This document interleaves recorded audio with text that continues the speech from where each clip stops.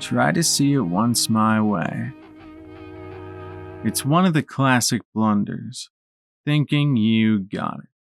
The erroneous faith in how you think things are. Everything we believe makes perfect sense to us because our conclusions are drawn from and founded upon all our life's experiences. Therefore, what we conclude is the truth when reckoned with what facts we have. However, we do not have all the facts. No one person can. What each individual perceives over the course of their life is but a mere glimpse of a sliver of the nigh infinite whole of our world. But considering things with what facts we have is all anyone can do. Therefore, we must always consider our conclusions to be half-truths at best, and judge each thing, instance, and being individually as they come. However, sometimes situations necessitate hasty assessments and immediate action, and we have no choice but to judge and execute on our presumptions alone. So I said, sometimes it feels like you have to treat women like you would wild animals. And she misinterpreted my statement to mean women are beasts you must tame with the lash, as opposed to you may spook them into fight or flight, which can have unfortunate consequences for both parties. Hence the goog. I gestured to the bruising around my eye. Wenches do be trifling, Cassidy agreed, shaking her head wearily. She nursed whiskey and I coffee. The coffee was dismal. It's not like that. The fuck it ain't, she scoffed, looking up at me from under the brim of her black hat. You tried to be kind, and that chick went fucking cuckoo bananas. She spun her fingers around her head. Then you just want to talk about it with the bar girl, as you fucking do at a saloon, and you get slapped for your woe. She proved her fucking point to you, Jack. Despite having no ill intent, you, by accident, provoked a female, and she reactionarily chose to fight like a creature beast, she said, jabbing a finger on the rough tabletop and reasoning, "Ere fucking go, wenches be trifling." I gave a dry snort. She'd picked up that little expression in Happyland after befriending some of the local naughty boys, impressing them with her feats of marksmanship by shooting cans and other increasingly small objects they threw out of the air, all the way down to bottle caps, and proving once and for all that she was not trifling. It was one of their, and now one of her, favorite ways to describe things, including one of the boys' mothers who had called her a jive-talking honky before tugging her son off by the ear. Turns out the boys were playing hooky. The phrase slid neatly into her lexicon.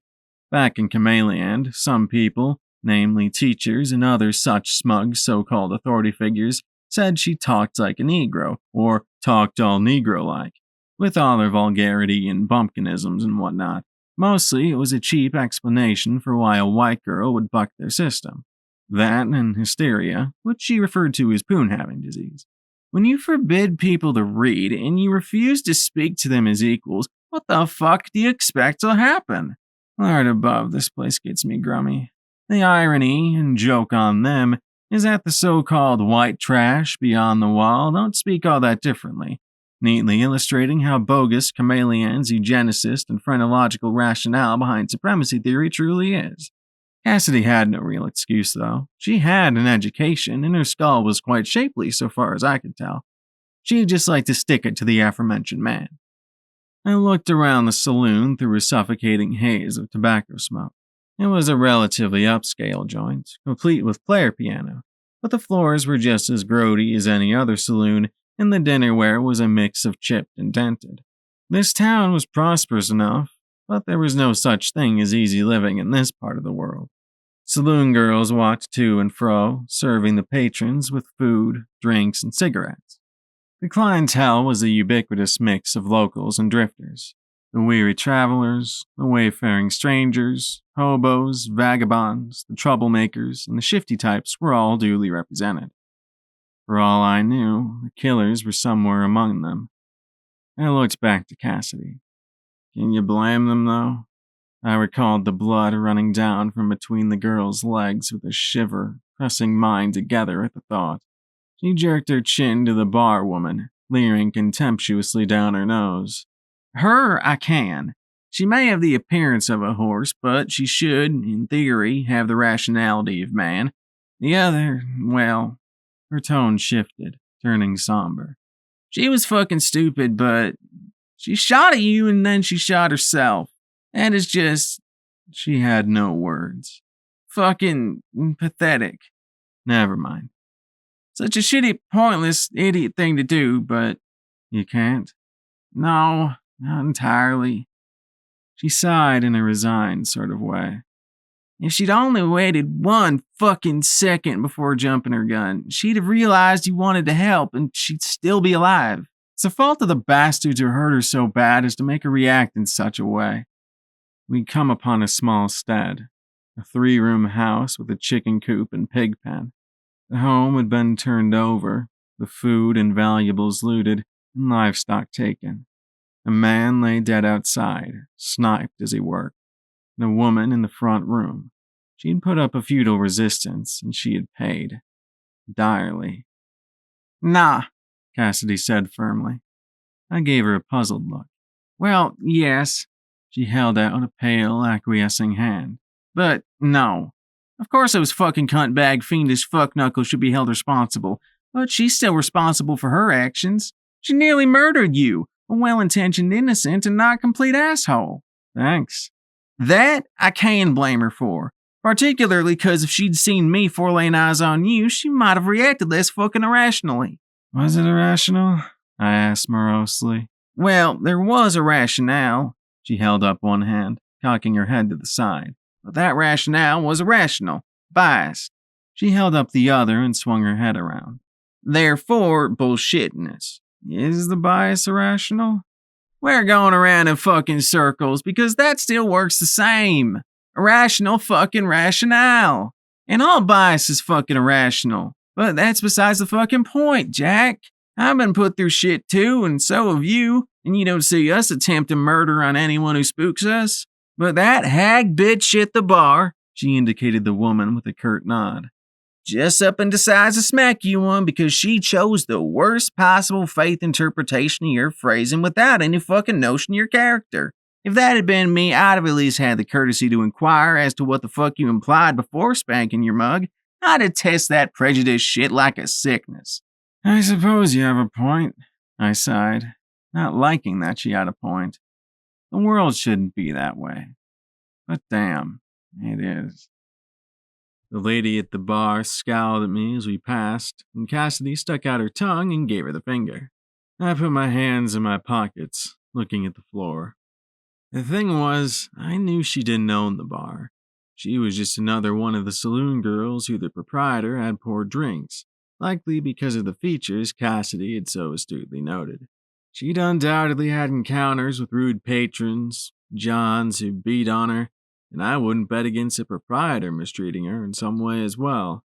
Therefore, I still couldn't blame her for that reactionary response. You gotta be tough in a tough world, you know? Nevertheless, it stung, literally and figuratively, and it painfully tied to what had happened a few days past on the trail. The Shiloh Mountains were too great an obstacle and danger, so we had to turn hard west, riding down into the aching Quinsac, and, to my chagrin, south into Yenakata, the heartland of Old Camellia. The coastal plain was a mess of small towns and steads trying to eke out an existence, marauded by bandits, the unchained, greys, and bounty slavers, all of whom liked to stir up trouble. We walked side by side into the chilly afternoon sun. The town was centered upon the Dapper Dillo Saloon, a large, 2-story roadhouse offering food, drink, pussy, gaming, and rooms for the discerning traveler, and presumably the people of the nearby steads who felt so inclined to blow their scant funds. The town consisted of just one street with a general store, a flop motel for those who didn't want the rowdy gaiety and/or grift of the Dillo, and a couple run-down shotgun houses. With her black gambler hat and long coat, Cassidy looked like a gunslinger and strode with the same lethal determination. Yet, with her slight frame, cute retrousse nose, and simply being a girl, she otherwise looked like the last person you'd expect to be one. When you saw her shit-eating grin, it made more sense. She was no sweet southern belle. She was the toughest and most dangerous person I knew.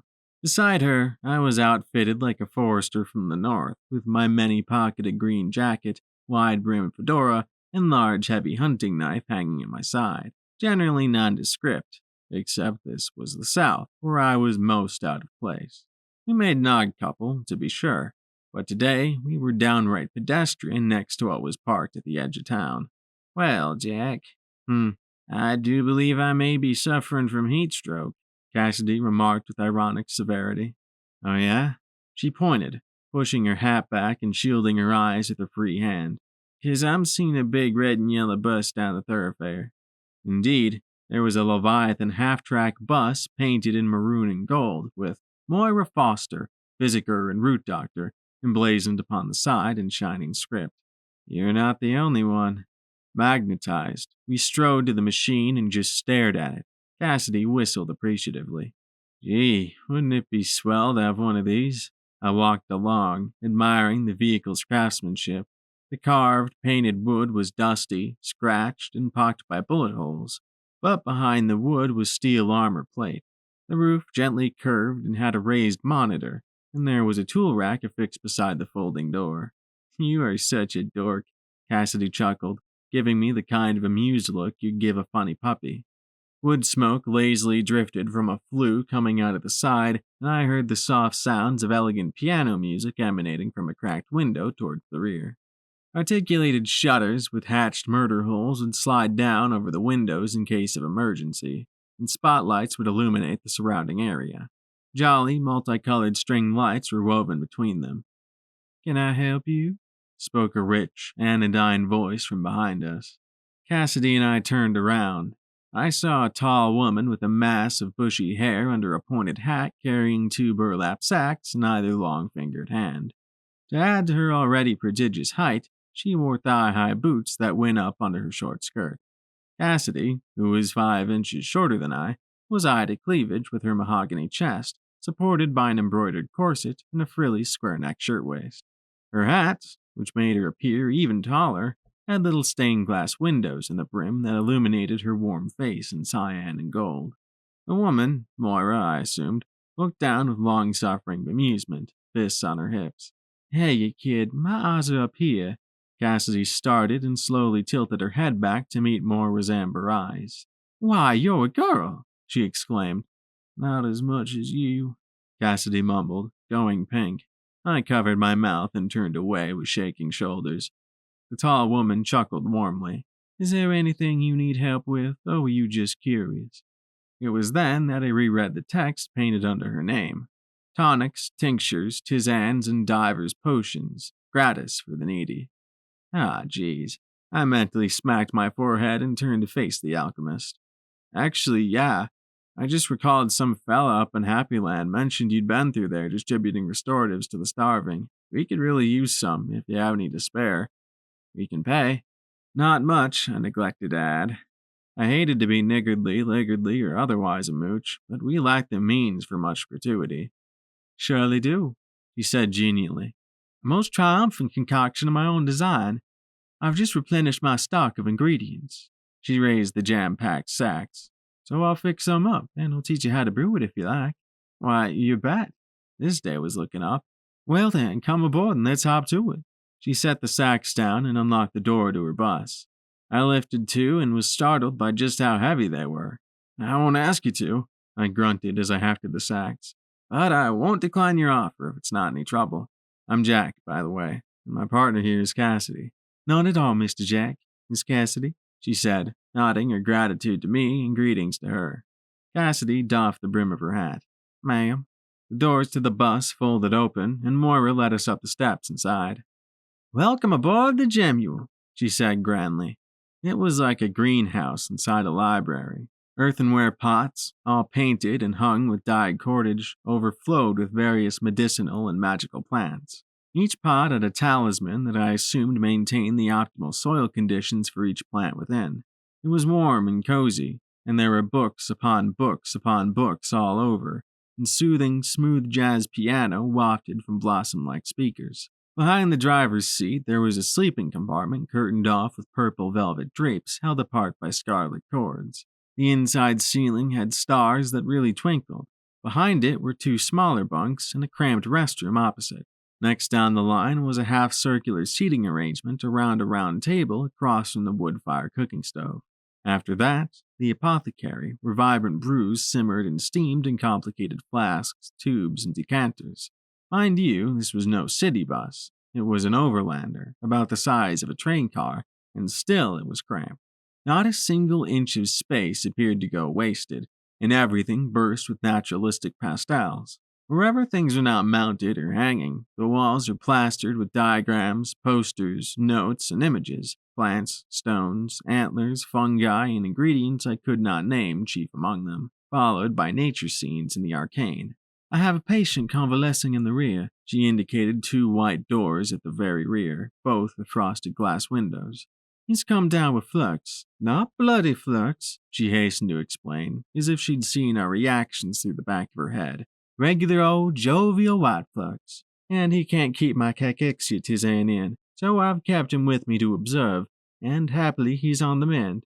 That's awful kind of you, ma'am, Cassidy commented, lip curled in a tone that suggested she would have done no such thing. Moira's wordplay didn't fool me. Both referred to dysentery.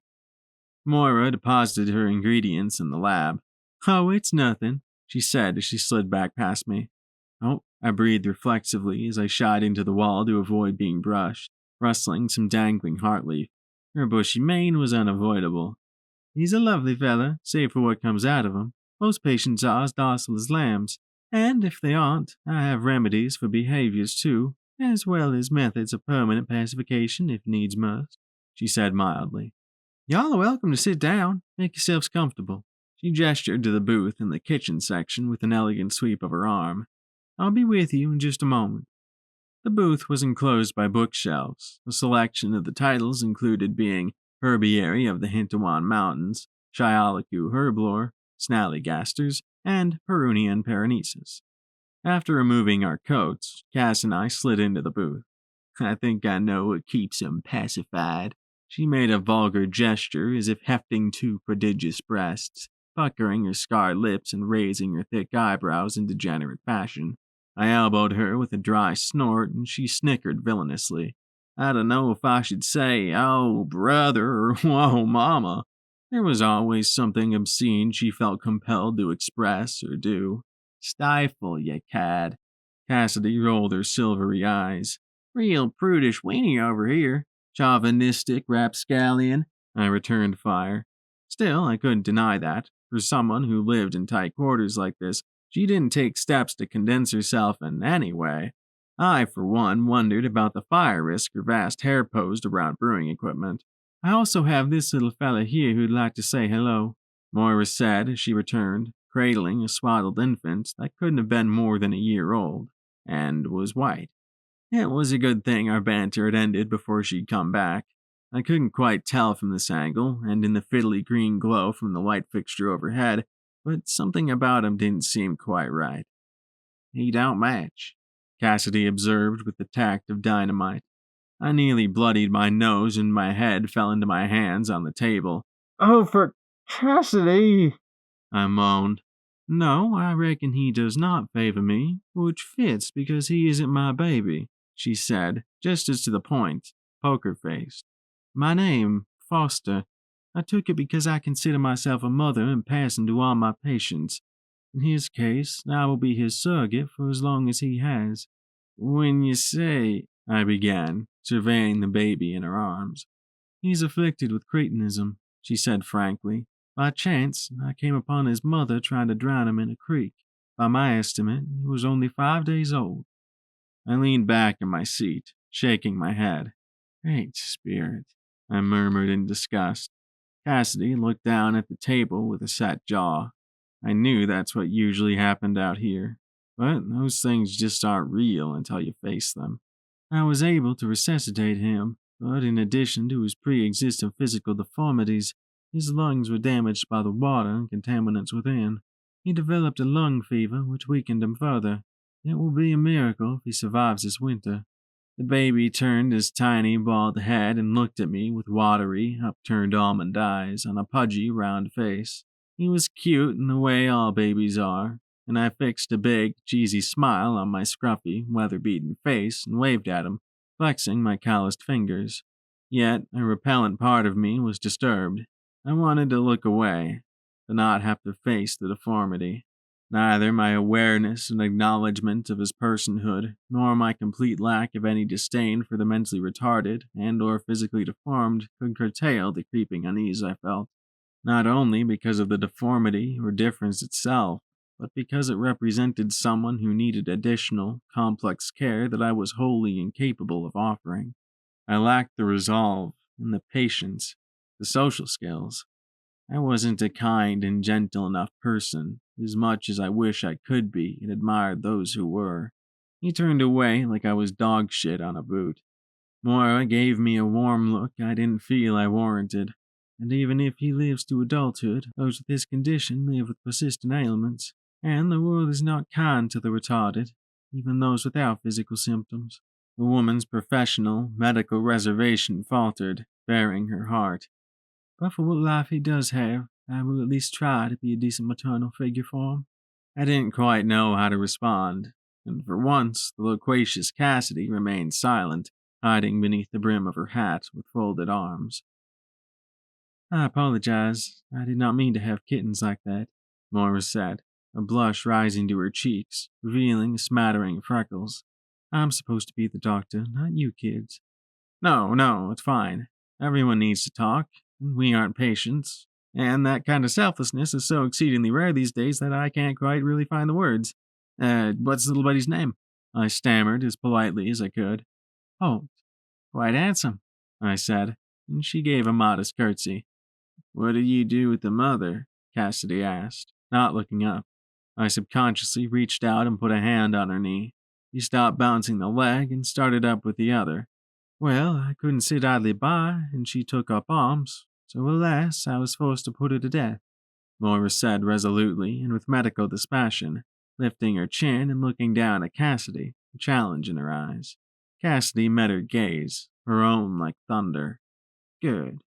The woman and the girl, so unalike, held each other's eyes while I held my breath and wished I was elsewhere.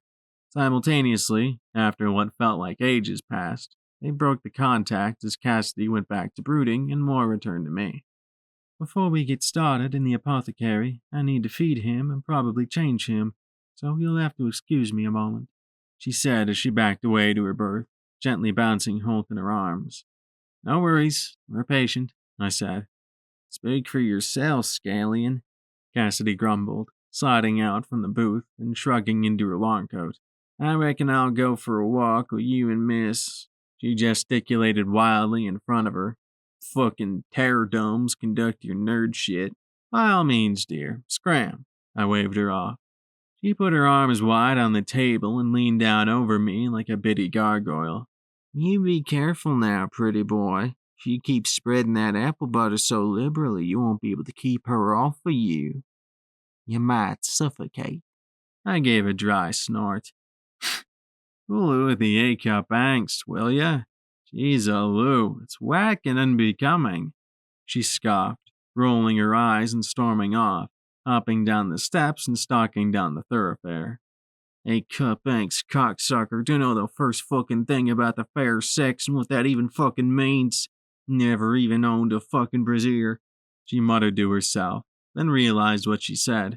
God fucking damn it, she shouted, stomping a foot in the reddish dirt. The whole street stared at her in wonderment. She shot dangerous glares and flexed her shooting hand. You fuckers keep ogling me, I'll put more than just your eyes out, she announced. Some of the smarter folk went on their way, but others just chuckled and leered at the tiny girl who, unbeknownst to them, had the biggest balls in town. Lay. A tongue of flame flickered at the end of the alchemist's wand, and she touched it to a shallow, engraved silver dish. A fire poofed to life inside the bowl. She slowly twisted her wand, and the flame turned blue, sharpening to a concentrated cone. I recognized the wood to be magnolia. Encased within, there would be a thin silver conduction rod. She set the stand over a dish, then she lifted a round-bottomed flask and held her wand over the mouth. Muir, she incanted, and water trickled from the end into the flask like a hose. Step 1 is to boil water, as you would when making an ordinary tea. All potions need water as a base. It's the lifeblood of Mother Nature. I was transfixed. Holt, watching from a cradleboard, seemed less impressed. Smug, even. Well, that comes to a boil, I'll get you something for your contusion. Is it really that bad? I asked, gingerly touching around my eye. It didn't hurt whatsoever. Under the baby's critical gaze, we'd unpacked all her ingredients from the toe sacks, she'd called them, putting everything, save one of the plucked chickens, the other going into an icebox, in their respective places. Oh, no, not at all, she said, sliding her wand into a sheath on the belt around her corset. The end of the handle was carved like a tiny sunflower. Only mild discoloration, but there is a possibility that the appearance could grow worse over the night. How did you sustain it? Only mild discoloration, but there is a possibility that the appearance could grow worse over the night. How did you sustain it? I sighed and rubbed the back of my neck, accidentally rattling the cabinet behind me. I got on the wrong side of the lady working the bar down at the Dapperdillo. And how did that transpire? She asked innocently. She ran a finger along various bottles and vials in one of the cabinets, kept secure in fixed wire racks to stop them sliding about and breaking when the gemule was in motion. I fear I was a loose-lipped Nimrod, and she took a poke at me with the mug. I reluctantly confessed. She'd used it like a pair of knuckle dusters. She must have been ill, or she learned you quick how to be a gentleman. Here we are. She withdrew a small glass bottle and uncorked it. Applied hereabouts in a semicircular motion. She rubbed a spot under her eye and passed me the bottle. It's a mixture of menthol, blueberries, spinach, and oil of wintergreen. It had a handwritten label reading Contusionaland. Much appreciated, I said as I let some of the bluish liniment trickle onto 2 fingers.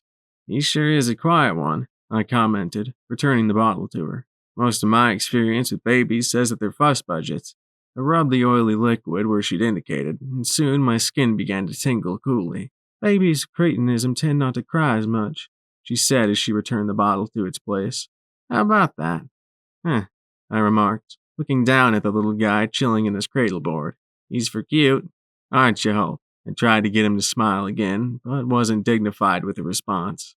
I always knew I looked like a blonde troll. Moira smiled appraisingly.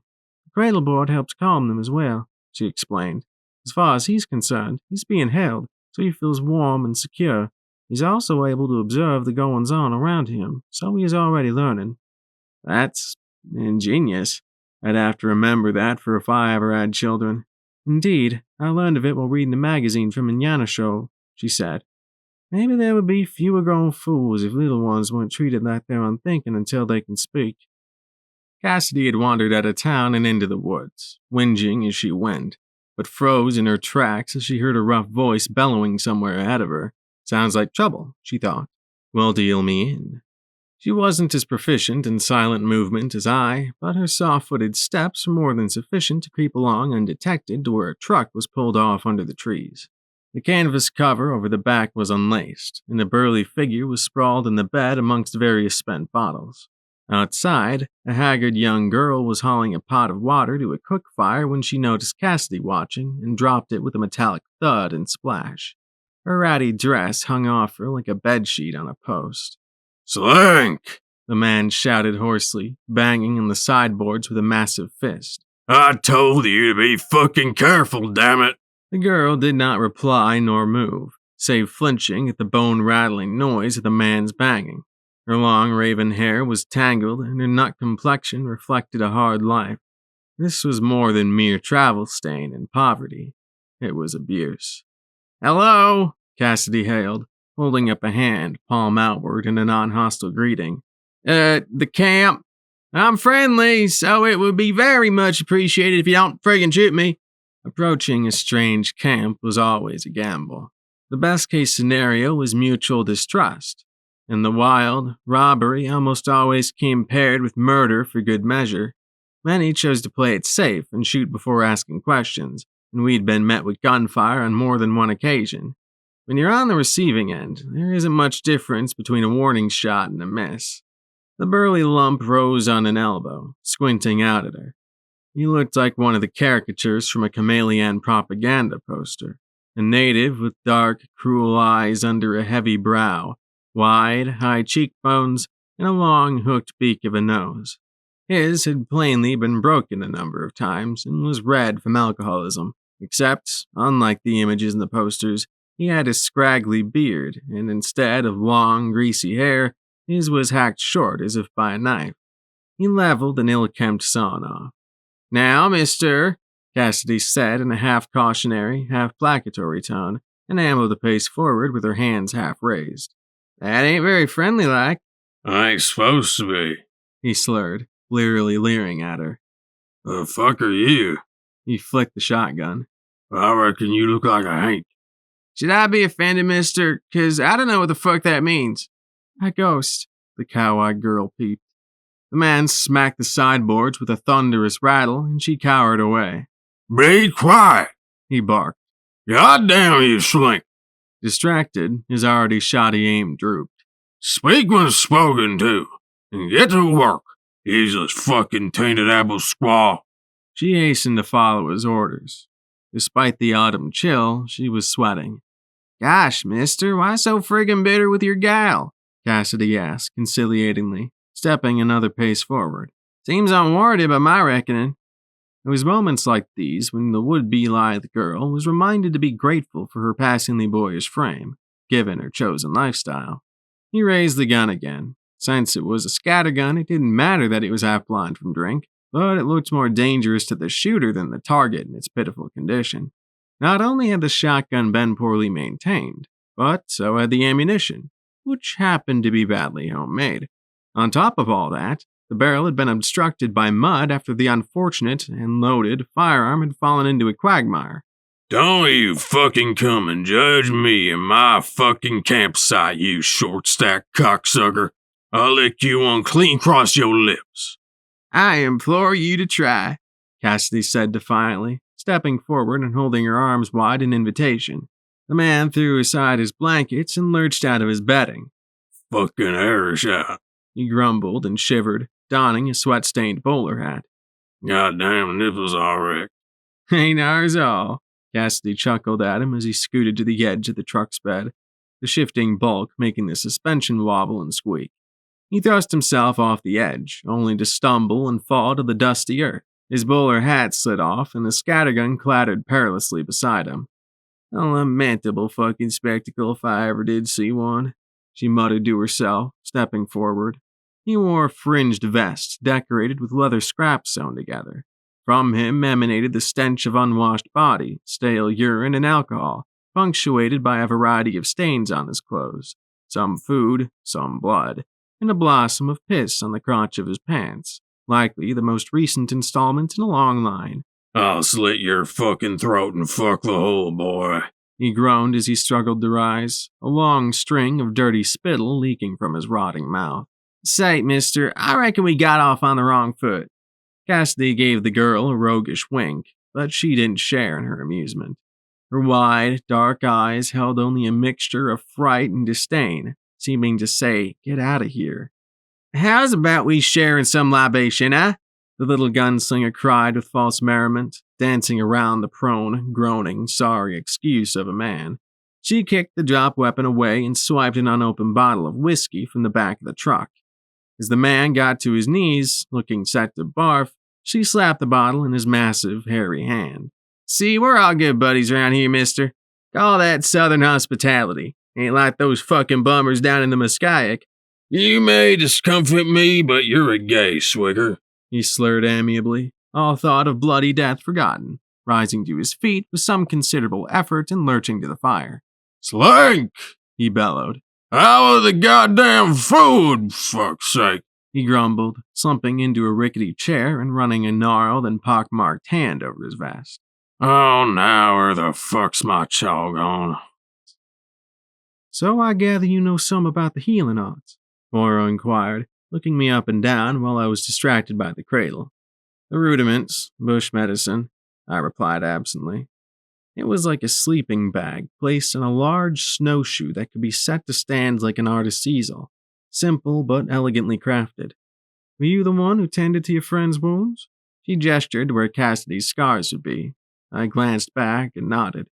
They've healed beautifully, she said admiringly. You must have done some stellar needlework. I'm glad you think so, I said. I sure didn't. Why's that? She asked, observing the tiny bubbles starting to develop in the flask. The conditions were far from ideal, and I'd been years out of practice, and Cassidy isn't exactly a model patient, but nah. I shrugged in a, well, what can you do sort of way. The alchemist chuckled. She is quite a gamine, isn't she? You don't know the half of it, I replied with feeling. But she still managed to work a wonder on her in spite of whatever adversities were posed, so why not be proud of good work? It was as much luck as skill, I said dismissively. She looked skeptical. So how do you do it all? I gestured around her bus. You care for strangers irrespective of whether they can repay you. You adopt an infant who will require your nurturance all his life. How do you find the strength? He thought for a moment. I don't rightly know the exact reason. She glanced warmly down at Holt, and he babbled gleefully, wiggling side to side. It is difficult, she admitted. But it's why the Great Spirit put me on this earth, I reckon. I sighed and shook my head, smiling slightly. I could never manage it. Oh, I reckon you have the right stuff, she said, sounding sure. How do you figure? Well, you smile at Holt. You're kind, she said simply, and regarded me for a moment with a strange, bittersweet expression. I didn't quite know what to say. She concluded that, ultimately, kindness is the only true measure of wisdom. A kind idiot is possessed of more wisdom than a genius who is cruel. I looked down at the baby, who quietly watched us with curiosity. A true fool is someone who cannot comprehend when others think, perceive, and express differently than they, and so find it aberrant. And the most foolish of the fools find what is aberrant undeserving of respect. I try my best not to be foolish, but it's a slippery slope I'm climbing. Well, I try, at least. The water was beginning to boil in earnest, and Moira twisted her wand to the left, the cone of flame diminishing to a flickering yellow-orange. And that's all anyone can do, she finished as she sheathed it and turned back to me, smiling broadly. Now let's shed this melancholy and get grooving. Seeing as neither you nor your friend are suffering from flux, I'll teach you the Cacaxian fusion. Ready to begin? You betcha. Her enthusiasm was infectious. She clapped and eagerly rubbed her hands together. Excellent. The alchemist's hair seemed to swell with crackling energy as she smiled. Just my fucking luck, Cassidy thought bitterly. She lounged on the ground beside the fire across from the Lusk man. I was robbing this pale-faced hoppy who just kept on fucking screeching. Bitch was hysterical. The scrawny girl with the big, scared eyes had refilled the pot from their clean water supply and was making rat stew. All the while, the washed-up highwayman continued to drink and smoke. Since he'd misplaced his chewing tobacco, he'd begun chain-smoking cigarettes rolled with newsprint and some other source of tobacco concealed on his person, as he regaled an increasingly queasy Cassidy of his many so-called exploits. And her cum-skin runt was bawling so fucking pugnaciously that through the cacophony this bitch couldn't even hear me trying to rob her next. Why couldn't I have come across a caravan of philanthropic harlots and whiskey-peddling gigolos? No. Instead, I get the company of a friggin' feig. So I clobbered the little bastard with the butt of my shooter and fired off 5 rounds into the roof and stuck the hot barrel on this bitch's big old 5-head. That sure as shit got her fucking attention. He cackled, the cigarette pressed between 2 swollen knuckles as he raised his bottle in a toast to being a shitbird. I've always wanted to hear what it's like from a bandit's angle, Cassidy interrupted with false interest. Since I'm so used to hearing stories from those who eradicate them like fucking vermin. He stared at her with semi-glazed eyes, a slight furrow to his unkempt brows. So, you ever take a scalp? His scar-like grimace cracked into a wicked smirk. He pointed at the odd leather patches sewn on his vest. Cassidy noticed the marks on the back of his hand and finally recognized them for what they were, and the patches for what they were. I've collected my share, he grinned nastily. Took, fuck whatever we damn well desired. Scared them yellow-bellied cocksuckers shitless in their little towns, he said in tones of fond reminiscence. shaking the ash from his cigarette and taking a long drag off the remaining half-inch. Cassidy curled her lip, but she still pressed on and asked the pivotal, barbed question she'd had in her mind since finding the camp. Ever dealing people? Slaves? Whores? Cassidy glanced at the girl from under her hat to gauge her reaction. She had been watching the exchange with terrified captivation, forgetting to keep stirring the ladle. Certain whorehouses would pay good money for a young girl like her. Nubile, odalesque, too weak to resist. The very thought of the filth who made that business lucrative swept the line Cassidy, and I, for that matter, usually refused to even consider crossing far aside and ushered her towards flaying and burning at the stake. The burly man grunted again, shifting in his seat. Yeah, I took my share of pussy too. He chuckled loathsomely. All you gotta do is be a little horny with him and you're in. He stuck out his hairy tongue and flicked it up and down, making Cassidy's skin crawl, before putting his cigarette out on it with a hiss. She had heard enough. Sounds like you were raping up a storm. She nodded thoughtfully, holding her chin. And I do that shit for the pure love of the game, he affirmed as he began clumsily rolling another cigarette, but fumbled and dropped the tobacco down his front. How many calories you reckon are in pussy? She asked. 'Cause if I choose to partake, I don't want to end up as a fat bastard like you. At least I ain't no bitch-made sissy cunt like you, he growled his retort, angrily flinging his rolling newspaper aside and staring malevolently at her. His violent gesture blew the paper out of his hand, and it unimpressively wafted to the ruddy ground. Are we not all bitch-made? She asked in philosophic tones. Or could it be the perpetual fucking miasma about you is a consequence of an anal birth? His face contorted, the rusty metal gears grinding slowly as he tried to decipher the implications. As far as cunts go, I have one, and my daddy made me more of a fucking man than you'll ever be, and he was hardly even around. I bet your gal wishes she could say the same. His dark eyes blazed with murderous hate as he realized he was not just being insulted, but insulted by a female, no less. You shut your fucking cunt mouth and show some fucking respect, squaw! Cassidy had well crossed the point of no return already, but continued barreling onward nonetheless. She gave a dry snort and put her fists on her hips, mimicking flapping wings. Squaw! Squaw! She shrieked, bobbing her head back and forth. What are you, a fucking crow? Squaw! Squaw! She sat back, shaking her head and chuckling to herself with contemptuous mirth, casually resting her wrist on her holster. Shut up! He blustered, but Cassidy hardly noticed. No, I reckon not, 'cause crows are supposed to be intelligent, so says my pard, where you're a fucking mental deficient, my friend. I don't respect you whatsoever. She waved her offhand dismissively, smoothly transitioning the gesture into a raised middle finger. If your definition of respect requires me to disrespect myself, then you don't fucking deserve it, she said, her tone uncompromising. Then she tisked, wagging the raised finger. Whatever would Jack have to say about you? Nothing kind. The brawny ex-desperado stared at her, his jaw tightly clenched. A vein in his forehead began bulging and his eyelids started to twitch. Fuck you, fucking cunt! The girl, her eyes like saucers, and covered her mouth with her hands to keep quiet, but a neep of raw fear still slipped through. I nearly mistook you for a cunt yourself, but you lack both the softness and the depth. No, I reckon you're an asshole, 'cause you're full of shit, and by God, do you ever fucking reek. With a sudden, guttural roar, the bear-like man leapt from his chair with shocking speed, sending it flying behind him. I'll fucking kill you, bitch!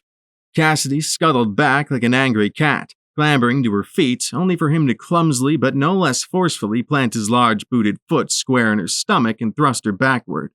Being the diminutive critter she is, she was sent sprawling like a rag doll, flying a few feet as if hit by a cannonball and landing with a hard whoomph that knocked the remaining breath from her lungs. Her hat spun away like a flying disc. The girl was screaming and crying for them to stop, and he turned to shout at her. You shut the fuck up, slink! Yellowish spittle flying from his lips. She cowered to the ground, rocking herself and wailing for it to end. Cassidy rolled at the landing, deftly coming to one knee. Her pistol seemed to fly from its sheath of its own insidious accord. The man turned and stopped, as if petrified, The man turned and stopped as if petrified as he stared down the long, menacing barrel of Cassidy's black revolver.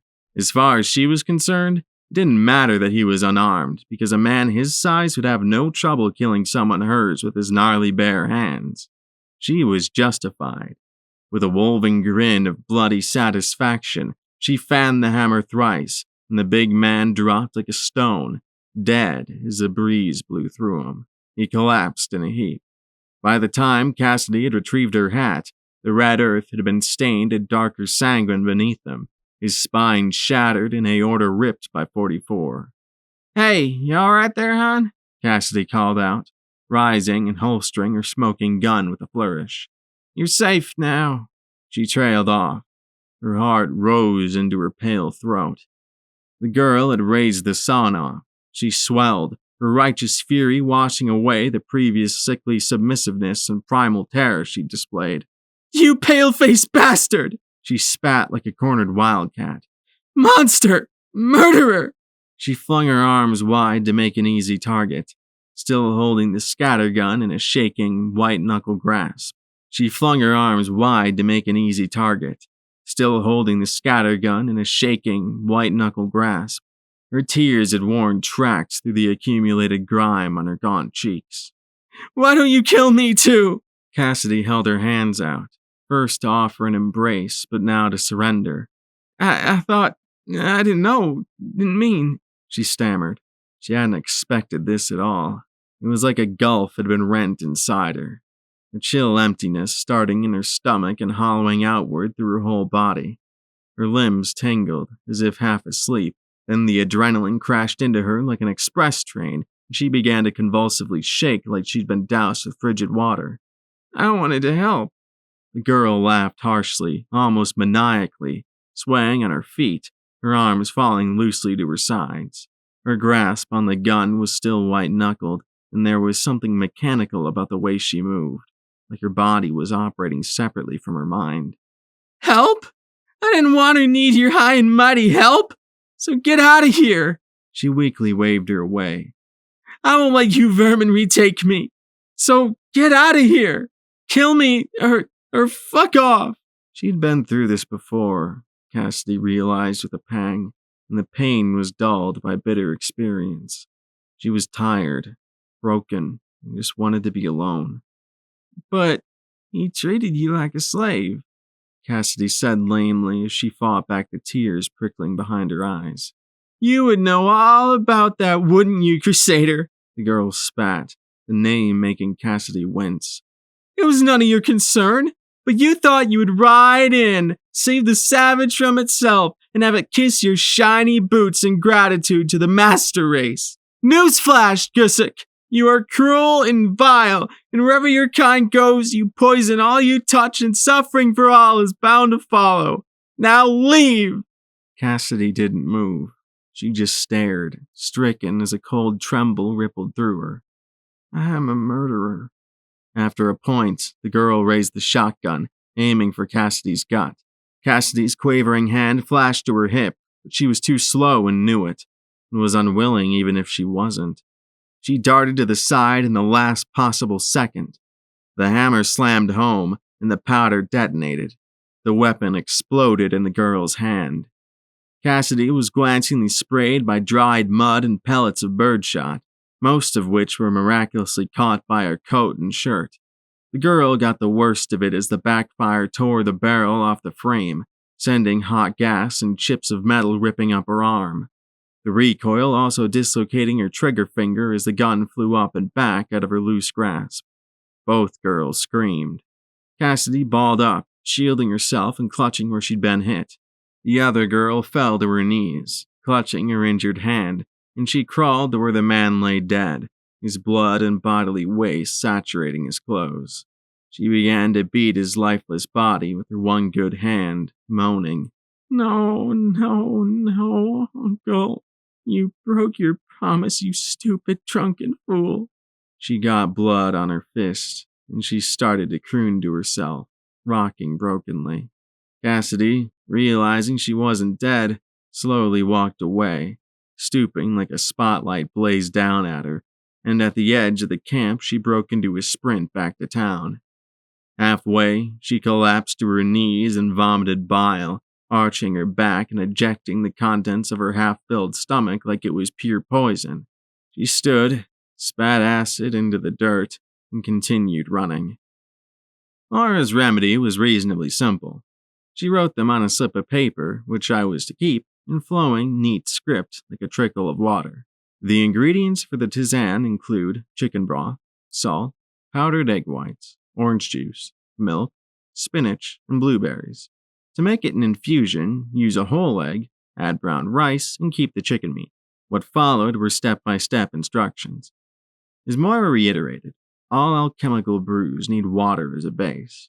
It is the singular most important alchemical element. Water is the lifeblood of Mother Nature. It is what grants life to all that live, and through its cycle, it records and preserves the memory of Atela. Water is the closest a person can get to tangibly interacting with the spiritual world while on the mortal plane. Well, yes, sorcery is weaving the fabric of reality, and that all sounds very impressive. Alchemy is the great spirit and Mother Nature's greatest gift to man. Hence, just about anyone can do it by watching and learning from the world around them. The keystone of alchemy is the silver dish talisman which enchants the brewing fire, making the potion more potent and longer keeping. It is what makes alchemy magic, as opposed to brewing coffee to make oneself alert.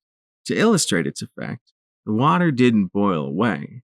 It didn't even steam at all. Nothing was lost through the process of making the potion, which is why we were in no hurry, despite the water boiling the whole time we worked. First, she had me thoroughly juice an orange. By the time she deemed it was properly juiced, my hands were aching. Then, under her assiduous supervision, I ground spinach, and then blueberries, into fine paste using a mortar and pestle. Then I carved up the chicken she'd kept out and divvied the breast into neat little pieces. After that, under Moira's ever-keen eyes, I measured out the remaining ingredients, and it was as simple as putting them in the flask. Really, it was no more complicated than baking. While we waited the minimum half hour, watching the roiling potion develop a dark mauve hue, Moira began subtly interrogating me about myself. There isn't much to tell that's interesting, I'd replied. Without thinking, I'd put my back to the wall in a corner. She leaned against the cabinet, facing me with a hand on her hip. Everybody's interesting if they allow themselves to be. I shrugged. Well, I'm from the Middle West. I could tell by your accent, she remarked amusedly. But I'm more curious about you personally. She gestured for me to carry on with a small, encouraging smile. I'm glad I still have one. I spoke idly as I thought, biting my bottom lip. I'd made a concerted effort to resist Southernisms. Y'all is just infectious, like a rash on the vocabulary. Finally, I decided on telling her I'm inordinately fond of loons and mallards. She looked nonplussed. The ducks? I nodded. They're gorgeous. The hens have such lovely dappled patterning, and the drakes are magnificent. The rich, dark chest contrasted with the pale bodies, and you have the startling blue highlights on the wings. The shade of green on their heads is beautiful, especially with the iridescent feathers. And loons, they're striking. There's no other birds like them, I said fondly. I used to carve and paint models of them while fishing on the lakeshore. She smiled that amused smile again. So, however did you find yourself in Chameleon? I sighed. My parents brought into a crusader's spiel. She gave a sympathetic sucking of her teeth and shake of her head. I'd come to terms with it a while ago, but I still couldn't help but be bitter about what had become of my once charmed life. One came to our cabin one day saying that men with my father's skill set as a forester were in high demand in Sacusana. That here it is a trade, and Chameleon it's a career, where we could live in luxury with plumbing and whatnot. But nobody seemed to realize how vast the gulf between Lakeland Woods and Sacusana swamps are, and the Crusader failed to mention the whole slavery supremacy thing. They fund your passage southwards, so we got a free ride down, but we couldn't afford to leave and reestablish ourselves back home, I explained. Since we didn't embrace the whole caste system way of things, we were deemed carpetbagger race traders. Cassidy was a run-of-the-mill white trash pariah and race trader after she met me, which is worse. Worse than actually being a dog. I cut myself short. glancing at her apologetically. She nodded as to say she understood what I'd meant. As soon as I was old enough to manage on my own, I ran off. Cassidy tagged along, and now I'm trying to get back home. That's all there is to it, I concluded with a shrug. Somehow, I doubt that. She gave me a mysterious smile, rising to her full and considerable height. Believe it or not, she held an elegant hand to her chest. I hail from Empire City. Huh? I looked at her in surprise. You're not woofing? Gee, I never guessed. Yup. I grew weary of the steel and concrete. I gave a mirthless, dry snort. Feel you there. All the buildings make the city appear like one vast, ugly fortification, and I'm not the little black dress and bob type. So I stowed away on a land ship to the hub, bought this beauty here, which I dubbed the Gemuel, and ventured down here where I could do something worthwhile. You came for money? I asked, mildly surprised at the prospect. Nope. She shook her head with a small, pleased smile, her hair swaying around her shoulders with the movement. I acquired the frame and built the rest myself, she said proudly, surveying her roaming abode with a lover's look. It's been nearly 11 years. I reckon I was nearly Cassidy's age when I ran off. Hey now, wait, I said. I thought you were an ex-slave when you said you took the name Foster. Oh no, she laughed, waving her hands in front of her to clear the air. As I never felt properly at home back in Involtham, I reckon that since I was to forge a whole new life for myself, and one that better suits me, I shall follow the custom and take a new name. It is certainly incomparable to the realities of escaping enslavement, but the principle is fundamentally the same, is it not? And, ultimately, Foster suits me better than Cazalet, I reckon. I wasn't so sure. Foster sounded mundane next to Cazalet, but my family name was Fetcher, so who was I to judge? For sure, and this life evidently suits you well, I said, gesturing up and down her. Definitely better than ours suited us. She was in excellent health, confident, happy, and had clearly made something for herself in ways few could manage. I hoped I could make a life like this for Cassidy and I if we ever got north. She gave me a pleased smile, blushing faintly and leaning down to look me in the face. Was that your clandestine way of saying you find me pretty? I flushed and rubbed the back of my neck, kicking myself for not being more careful with my words. I guess, but it wasn't a pass, I hastened to say. Just an observation, and not a physical observation. Not that I don't believe you are pretty, but you're in your element and it shows very clearly, is what I meant to say. Well, Jack, she said docently, rising to her complete height again. When you make such an observation about a lady, you ought to be forthright with it. I'm used to being eyeballed and having my backside pinched by lechers, so sincere accommodation is meaningful. The way she was looking down at me made me gulp.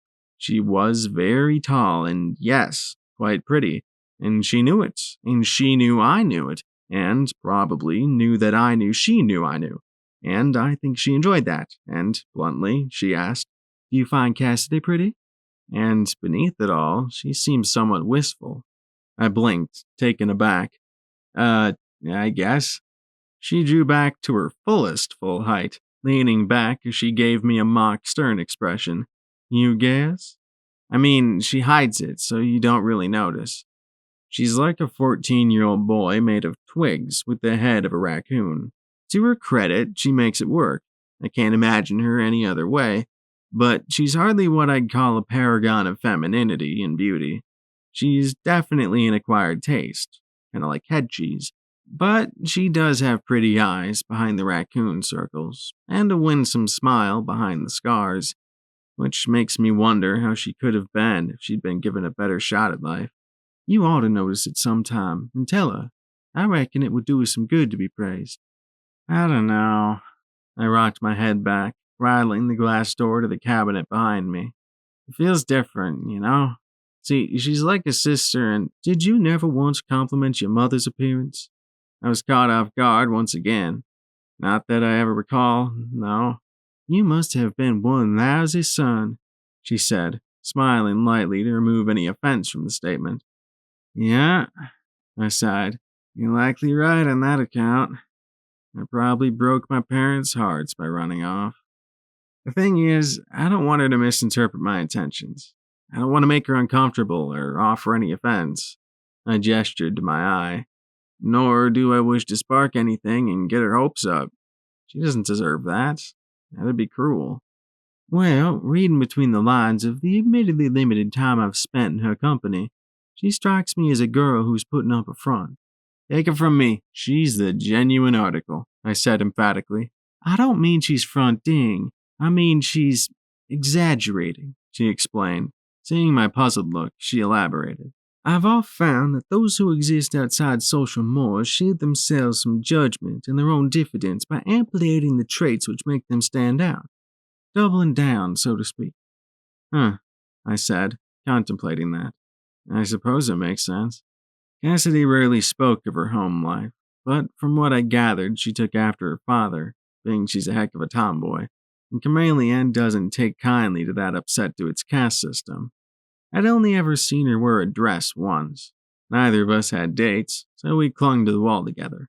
She's not altogether adept at obscuring her emotions, but she's still difficult to read because she expresses herself so unconventionally, I thought aloud after a moment. But I'm not so sure she really cares for having her vanity indulged. The hoedown was the only time I'd ever seen her visibly insecure about anything. She didn't think her dress suited her. It was bumpkiny, didn't match her boots, yes, the very same she wore now, and looked derpy with her relatively broad shoulders. But after she got over that, which didn't take long, she cut a mean, bothering chicken jig. Everyone deserves to be complimented and appreciated. Take it from— Why, I do declare, Moira ejaculated. I followed her gaze out the window. Here she comes now, and she sure can boogie, she remarked.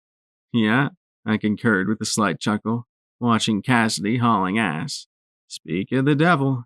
Still, I felt a niggle of concern sprout in my mind. She clambered up the stairs, and I went to go meet her. You good? I asked. She was huffing and puffing. Nah, I killed a man, she stated, collapsing in the booth. Okay, but why the sprint? I asked. She gave me a pained look, and my eyes shot wide. You're serious? I gaped. Verily, she panted. There's a girl who's got a wounded arm just outside of town needs your help. She pointed the way she'd run from. Whoa, hold the horn, girl. What happened? I asked, my heartbeat quickening. I felt Moira come up behind me and peer over my shoulder in concern. Ah, fuck, she smacked the table. Fine. I came upon this drunken savage who had a girl with him. Shit looked hella misopetic to me, and after a little confab with the feller, I figured he was a desperado type aiming to pimp her out. I didn't take kindly to that. Shit hit the fan. He tried to murder me. I clipped him. Then the girl hoisted their scattergun, except it blew up in her fucking hands, and now she's mangled. Her words are spilling over each other. So make tracks and help her, for fuck's sake. You're shot? I cried in alarm, looking at where she clutched her side. Stomach wounds were beyond. It's mere fucking birdshot. She waved my concern away, absolutely vexed. You reckon I'd have made it here if I was fucking gut shot? Bonehead? She gesticulated at the door, wide-eyed and insistent, accusing me of being slow and slow-witted. He was a native? Moira asked, keeping her tone clinically neutral. Yeah, he was a native. What the fuck of it? Cassidy replied, looking increasingly aggravated. Sounds like it had better be you. I looked to Moira and indicated Cassidy with a thumb. I'll handle Skizix here. Agreed, she said, retrieving a medical satchel off a hook between the library and apothecary and made to leave. Hold the pad for me. I nodded. You bet. One thing, Cassidy called, and Moira paused on the steps, glancing back questioningly. Make sure you retrieve the feller's hat if she hasn't already. She'll probably want it. Moira nodded and, with that, was off with a determined, swift stride. I looked down at Cassidy as she began unbuttoning her shirt. All right, what's the skinny? What more do you fucking want? A report? She asked irately. On her side, her tank top was peppered with little holes and corresponding specks of blood. She untucked it from her pants and rolled it halfway up her skinny torso. Shit sticks, she swore and bit her lip as she squeezed around one of the holes like a zit. Out popped a little piece of metal stained with a red sheen. You have some luck, I observed with grim wonder and moved to assist. Here, let me. Don't you fucking touch me! She furiously waved me away.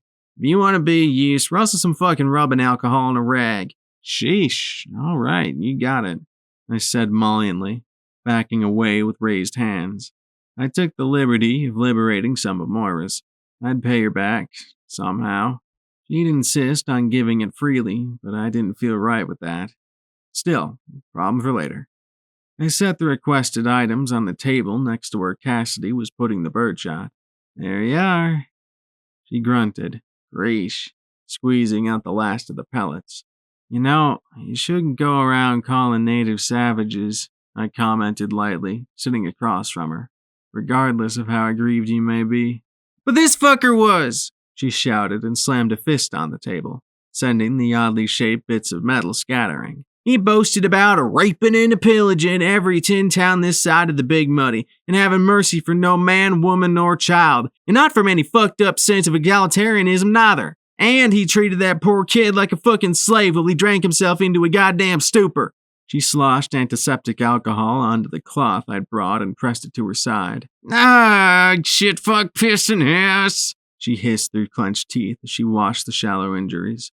Yeah, sounds like he was a mean son of a bitch, I said mildly, regathering the birdshot. Boy, howdy he was, she interjected with a second slap on the table.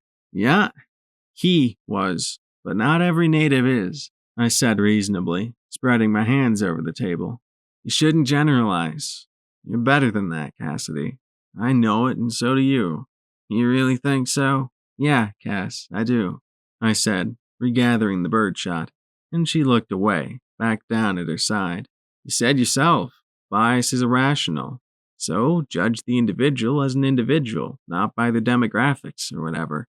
She plopped the sodden, pinkish-red spotted cloth onto the table and glowered at me. What, pray fucking tell, gave you the impression that I was referring to his demographics? She asked, curling her fingers in air quotes. I paused at that, then hung my head with a sour huff of acquiescence. Rats. It sounds to me like you should heed your own words, Jeremy, and get off my fucking back. The heck's gotten into you? I looked up at her and stifled my reaction. You sure you're alright? What in the fuck do you think? She cried in exasperation. I just fucking killed someone, and this time it was someone who might not have deserved it. At least not by me. I held my tongue. At that moment, I heard Holt make a gargling whine, and I tentatively stood, not knowing what I was going to do. Let's shut it so we don't further distress the little one, Cassidy muttered, and so you don't fucking continue annoying the shit out of me. If you do, you'll have to change both our fucking diapers. I'd rather not, I replied grimly, then said, I care about you, you know, even if you are a little shit. Gee, ain't that fucking swell, Jack, she muttered sarcastically. I'm real touched. In the head, maybe, I grumbled.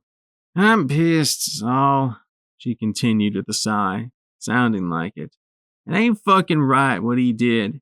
No kid deserves to be treated like a slave or a burden. Mercifully, I saw Moira leading a disheveled and exhausted-looking girl past the window. The top of her head barely reached where Moira's hair ended, halfway down her back. As the soothsome alchemist helped guide her up the steps, I trotted over and said quietly, Hey, Holt was calling for you, I believe. The girl sniffed, tensing up and eyeing me warily. Her dark eyes are red from crying. Thank you, Jack. I'll go see to him after I've got Ninny here settled, Moira replied, just as softly, and led the girl along to the back. Their arrival transformed the Gemmule's atmosphere into something like a hospice. Ninny kept her eyes on the carpeted floor and thankfully didn't notice Cassidy, who was hiding under her hat with her arms crossed as if asleep. The girl's forefinger was in a splint, and her arm was tightly wrapped in lightly stained bandages. I trailed behind them, not sure where I'd be most helpful.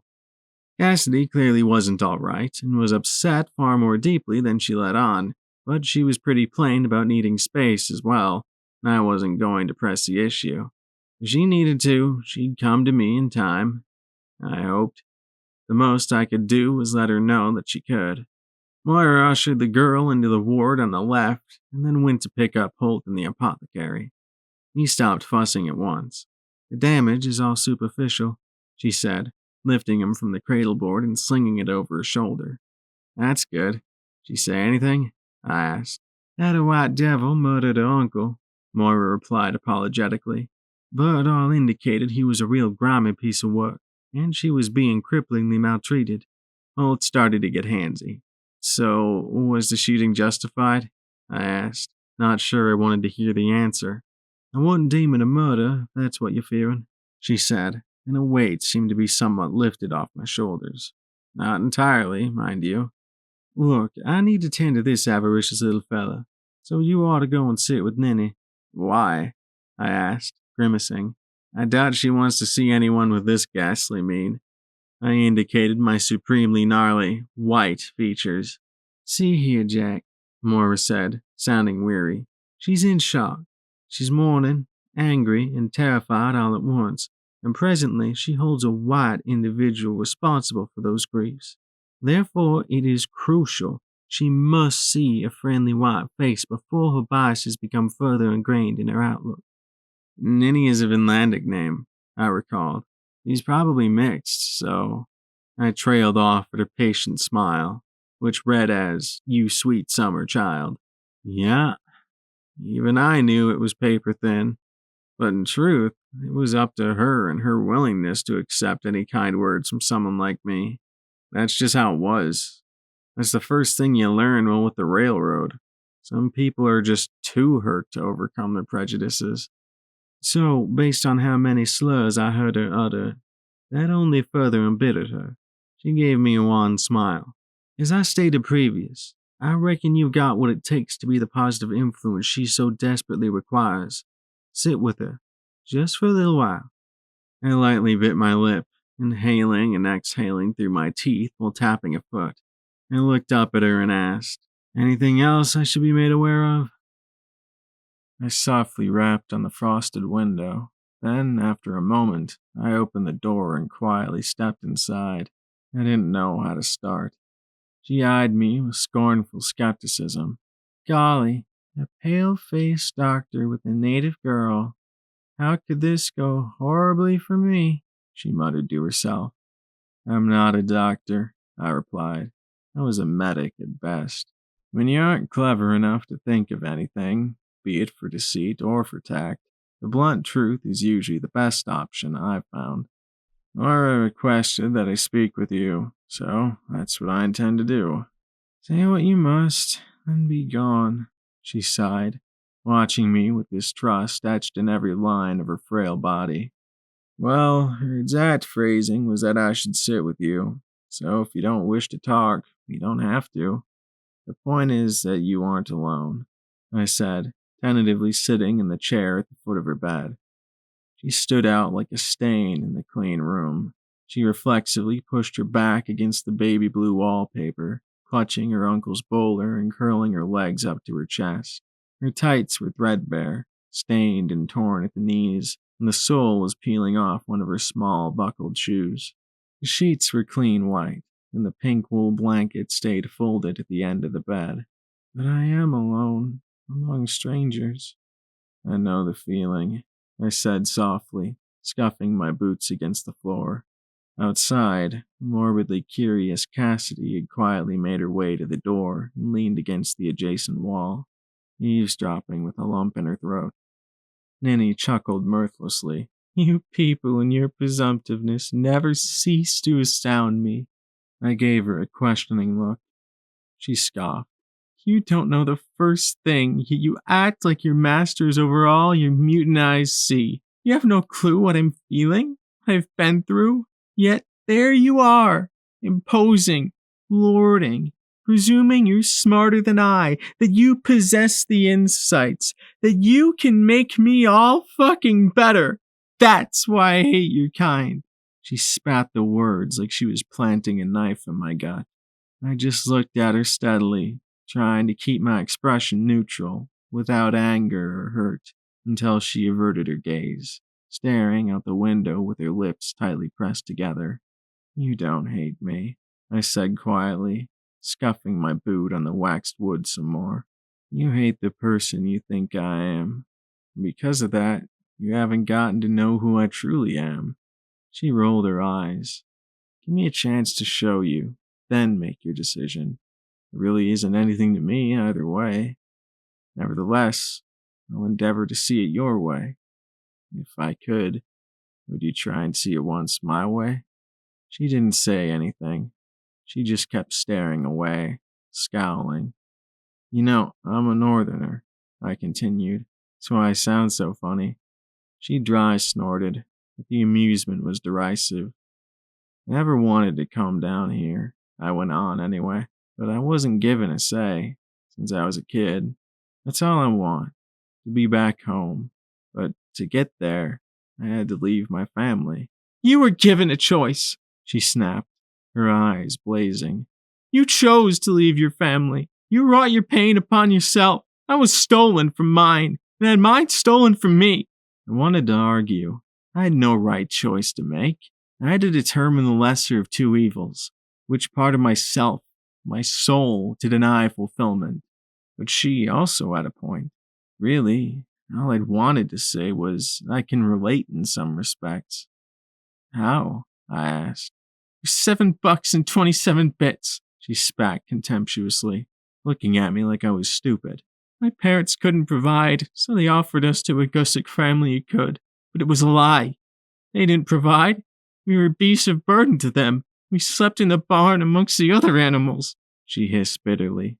Outside the door, Cassidy sunk against the wall and to the ground as her own memories of maltreatment flooded back with vengeance.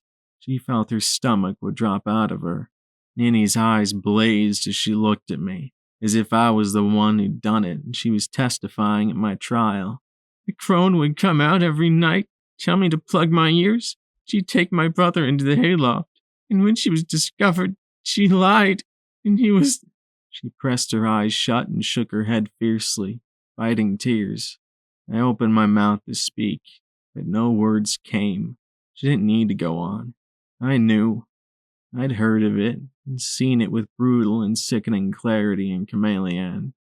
Cassidy clenched her fists, her nails digging painfully into the rough flesh of her palms, but she didn't feel it. She was remembering the same thing as me. The bastards, they hung him with the pulley." She gripped the fated bowler more tightly, her rage becoming thinner as the well of grief and sorrow overwhelmed her. "It was slow. And while I was kept there, my real parents suffocated after their chimney was blocked. So when I fled, I had nobody to come back to. And now one of you murdered my Uncle Hobie." She choked up. "He wasn't good, but he knew. He never hurt me worse than he hurt himself. Your kind did. And now I have nobody at all." Her tears were flowing freely again, and I felt my own prickling up. While our exact situations were different, I knew her pain, because she was living through what I was terrified of, more or less. She gave me a furious, agonized glance, and her expression changed to one of bewilderment, fresh tears running tracks down her cheeks as she saw me crying too. She didn't seem to understand why. I wasn't lying when I said I knew the feeling. Maybe not exactly, but close enough to tell you I'm sorry. And I really am sorry, Ninny." She still stared, her mouth hanging open and her wide eyes tragic pools. Then, in a small, miserable voice, she said, "No, I think I'd like you to leave." Slowly, I stood. "Okay, just let me know if—" "Please," she breathed. "Get out." I did as she asked, backing out and slowly closing the door as sobs racked through her. I'd never forget that face, those eyes. Before I could begin to mentally kick my own teeth in, I turned and saw Cassidy standing right behind me. She looked drawn, even paler than usual, making her raccoon's mask stand out even more starkly. She twitched and sniffed, turning her whole head down to hide her wet eyes. My whole body seemed to sag as my heart fell.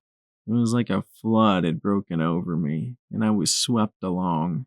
The feeling was familiar, old, coming of age. "Oh, Cassie." Instinctively, I stepped forward, reaching to pull her close. She pushed me away. "No, don't. I'm all right." she insisted, faltering. Get away from me. But she wasn't strong enough to really move me. She pounded her clenched fist painfully against my collarbone. I said fuck off! But I still pulled her into a hug. Almost at once, she flopped her head into my shoulder, her hat falling lightly to the floor. I know you're strong. You don't have to prove anything to me, I whispered. She wrapped her arms tightly around me like she'd fly away if she didn't. I murdered a man and made her an orphan again, she bawled. Soon my shirt was damp with her tears. I gently stroked her hair and she squeezed me even tighter. She whimpered into me. The Farnhams were nice to me and Daddy didn't know. And I didn't know what to say to that. I'd never felt more powerless or afraid in my adult life before then. It was like I wore a yoke upon which stones were being stacked one by one. As she clung to me, I felt older and more wearied by life than ever before, but also more like a child than I had in years.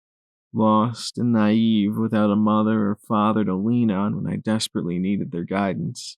That flood, anxious heart palpitations and migraines, lack of sleep, and fear of what is yet to come swept me along. The tension I felt in my shoulders and across my back was like a wire going taut, garroting me. I wasn't ready. I'm scared. I saw Moira silently watching us. In her amber eyes, I saw a sad understanding. She also knew the toll, the second-hand pain that comes from caring deeply. She nodded, a simple affirmation, and turned away, draping her cloak over her shoulder and descending the steps to take Holt for a walk in his cradleboard. He smiled at me. It felt like hours, but we spent about 5 minutes standing like that outside Ninny's door. I stood like a tree while Cassidy cried into my shirt. Eventually, her tears were spent and she pulled away, rubbing her nose with a snotty sniff. I'd never seen her look so miserable. We'd been through a lot of lows together. She couldn't meet my eye, and she crumpled into herself. I bucked myself into gear. She needed food. Of that, I was certain. I retrieved her hat and planted it on her head. Come on. I took her by the arm and led her to the kitchen. She sat in the booth, staring vacantly at the tabletop as she collected herself, sniffing every so often. I took two of Moira's thick ceramic mugs and filled them with some of the infusion. I gave Cassidy the one with monarch butterflies, and I took the one with the fuzzy Vinlandic pony. It reminded me of my neighbor's horse, Balgraf. The infusion had a strange consistency, like a watery chili. I would be lying to myself if I said it didn't look vomitous, but it was medicinal. Being appetizing has never been a requirement for such things. Hopefully it would put some life back into her. I set the mug and a spoon in front of her. Soup's on, I declared with a spectacularly pitiful attempt at lightening the mood. What is it? She asked weakly, surveying the dirty mauve infusion with skepticism. It had a curious aroma, blending the hearty chicken with the sweet tang of the fruits and berries. Brew of the mystic minority, I replied, gesturing to the mauve potion. It'll do you some good. I tapped her mug with my spoon, then dipped into my own. Rice and a chunk of chicken fell back into my mug as I slowly lifted the spoon, greasy brown purple fluid dripping from it. I stuck my head over the mug and ate. The flavor wasn't bad, per se, but I wouldn't say they blended pleasantly. The rice, chicken, and egg made an inoffensively bland basis which the citrus and salt were slapped onto, and the milk canceled out the zingo. It was like when you take a small bite of everything on your plate, but your meal was put together from leftovers and whatever else was lying around. Cassidy followed my lead. She slipped the spoon into her mouth and made a face as she chewed. I swallowed and said, Different, isn't it? Yeah, she said around the mouthful. Mighty queer. By the time I was halfway through the serving, the perpetual lethargy I'd come to know as my usual state was slowly lifted from me as I was flooded with the invigorating nutrients I'd been deprived of. Cassidy kept staring at the table, just poking at the food. I leaned forward and pushed her mug closer to her. Come on, spoon, mouth. I don't have any appetite, she mumbled. I wasn't asking, I told her firmly, and she glanced up at me in surprise at the change in my tone. You need to eat. I held her gaze, and she slowly took up her spoon and began to grudgingly force some of the infusion down. I watched her as she ate, finishing out the last of mine. At first, she was just going through the motions, but as she ate, she seemed to warm to its effects and continued of her own volition, eating more quickly. When she was done, she pushed her mug away. I told her I was going to clean the dishes and brought them outside to one of the town's water pumps. I wanted to take my time, to chill, to cool it, to collect myself, and distract myself. I'd seen some beautiful towns in the south. This wasn't one of them. Forlorn drag, sparsely lined with dusty, rusty buildings. There was nothing done to beautify the place. Only a few half-hearted and ill-kept attempts at decoration. Just a few withered plants and overgrown yard ornaments here and there. The town existed just to do its job, with no more thought put into it. The most apt comparison I could make was to a house that isn't quite a home. All amenities, but no real comforts. I found it profoundly depressing. The pump squealed as I worked it, and initially the water came out red with rust. Moira was sitting on a bench wrapped in her black cloak, reading something. Idly, she raised one of her long legs and twisted it side to side, knitting her brows at the page. Her pale yellow boots and paler still tights contrasted with the black cloak and made me think of a bee. Both watched her with equal curiosity. Neither of us had any idea what she was doing. She raised a hand, bent it 90 degrees, and rotated it like a periscope. Once the water was clear, I held the mugs under it and sprayed the water inside, scrubbed them out by hand, and sprayed them again. I poured some of the water into a cupped hand and splashed myself in the face, rubbing my tired features and my hand up through my greasy blonde hair. Physically, I felt better, certainly, but mentally I was exhausted. I sat on my haunches and watched the water drip into the ruddy puddle at the base of the pump with a soft flat, flat, flat, as I summoned the energy to move. Returning to the gemule, I found Cassidy sitting in the same place, still staring vacantly at the table. You feeling any better, Cassie? I asked gently as I set the mugs upside down to air out on the stove. No. Okay. I sighed and pressed. Then, did the infusion give you a sense of increased vitality? A little, I guess, she replied tepidly. She glanced up at me, looking hollow and lost. Jack, can you just not? She wasn't able to hold my eyes and turned back down to the table. You don't have to mother hen me. I'm sorry for crying, but I'm not a little kid or some pussy needs minding all the time. I leaned back on the stove, putting my hands on my hips and tapping my foot. What was I gonna do here? Cassidy was slipping into a depression. That much was quite very obvious. Last time, she worked herself up into action, channeled her emotions into something. Here, there wasn't anything to do or to work at. She couldn't unshoot Ninny's uncle or help Ninny in any way. She just had to swallow the bitter pill that she'd fucked up most majorly. There was nothing for it but to reflect until she was able to come to terms and move past it, which never happened quickly or easily. I looked down at my boots. Forrester's boots. Firm black leather with mountings for snowshoe or ski bindings, and an added leather patch on the inside of the foot for protection while climbing. I loved my boots. I'd made them myself, meticulously recreating my father's. They were kick-ass. They were sturdy and reliable, worn by the rangers who walked the woods, protecting the land and those who called it home. A bit like the rangers themselves, they're the understated but most important part of their kit. Without them, it would just be you standing against the cruel, cruel world. I suppose that, as corny as it sounds, I wanted to be more like my boots. Geez, what is there for me to do? Well, I got her to eat. That was something. I could lead her around, take care of her like a patient, but heck, that's no good for either of us. She'd just keep kicking herself for what she'd done and for having to be taken care of. True, she's not the slightest bit pusillanimous, but she was a kid. We both were, really. It was then that I came to the abrupt realization that nobody had gone to take care of Ninny's uncle or to look after their belongings. That would fall to us, I decided. Nobody else was going to do it, and maybe it could be the thing to get Cassidy's ball rolling again. I'd have to take charge and hope that would galvanize her into doing something on her own. I leaned back and sighed, folding my arms over my chest and squaring my shoulders. No, Cass, I don't think I will. She looked up at me, momentarily taken aback. Huh?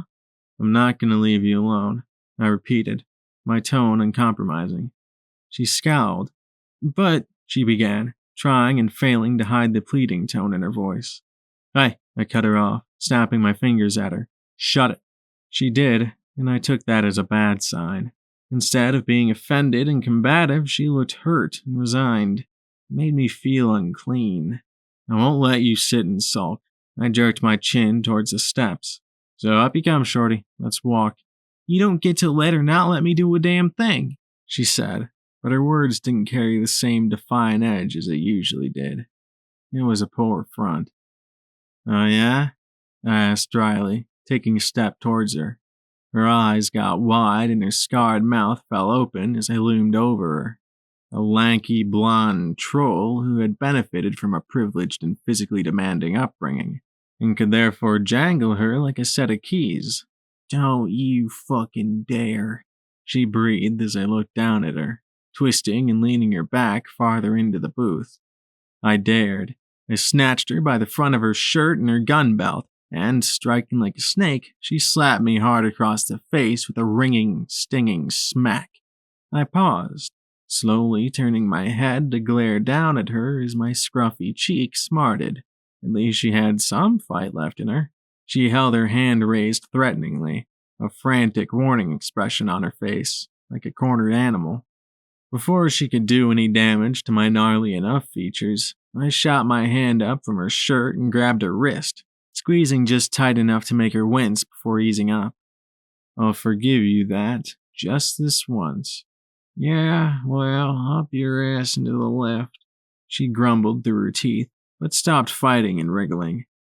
I hauled her to her feet and picked her up under her arms like a cat, holding her in front of me, only half having to bend my arms. This chick needed a few burgers in her ASAP, or more cachexia infusion, but I know what she'd prefer, as would I.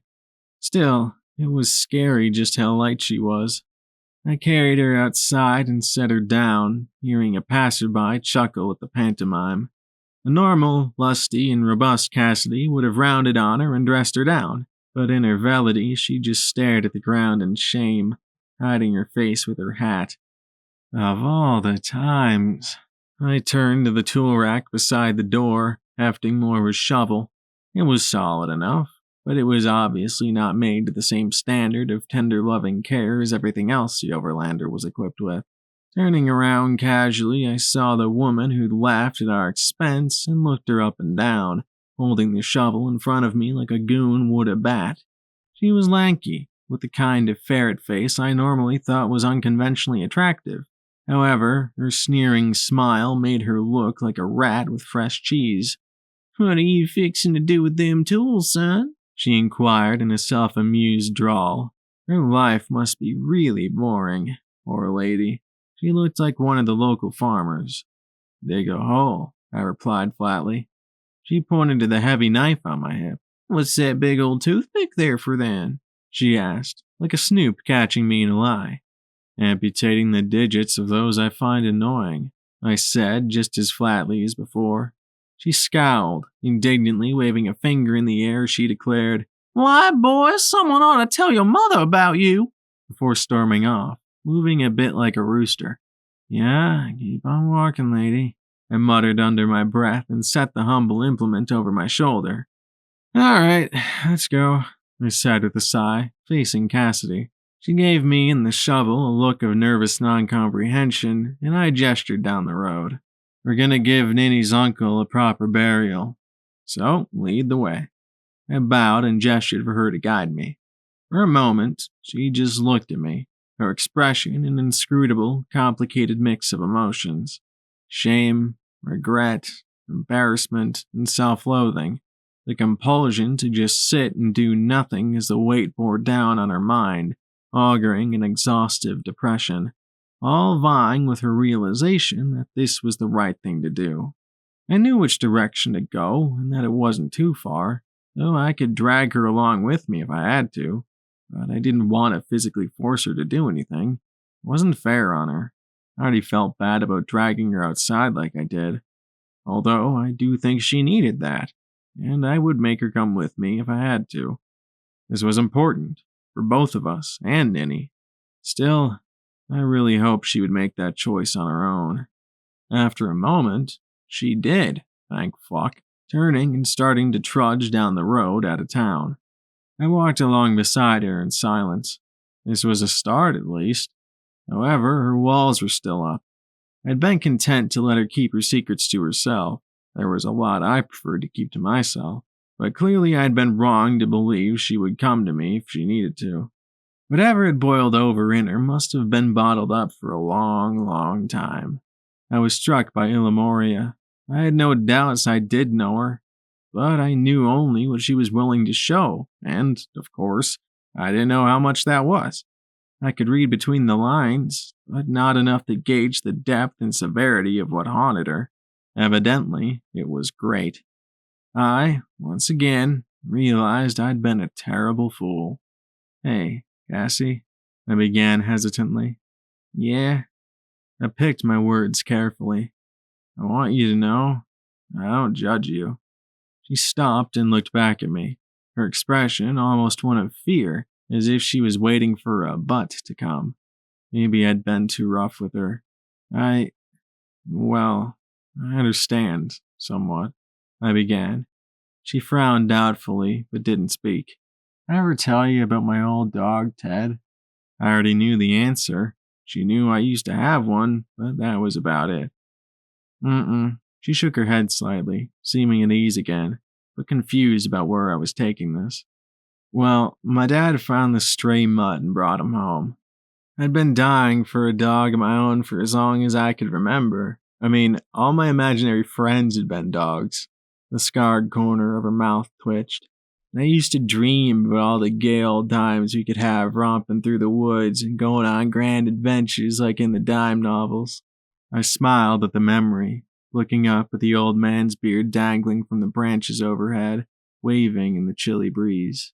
Cassidy was watching me wistfully. This dog he found? Dumb as a fucking stump, I tell ya. She chuckled. It was only a little bit, but still. He was the most useless dog to ever walk this earth, I went on. He would always be underfoot, and it never once occurred to him that when my mom was cooking, she regularly moved side to side, and if he was next to her, in front of the stove, or in front of the icebox, he would inevitably get stepped on.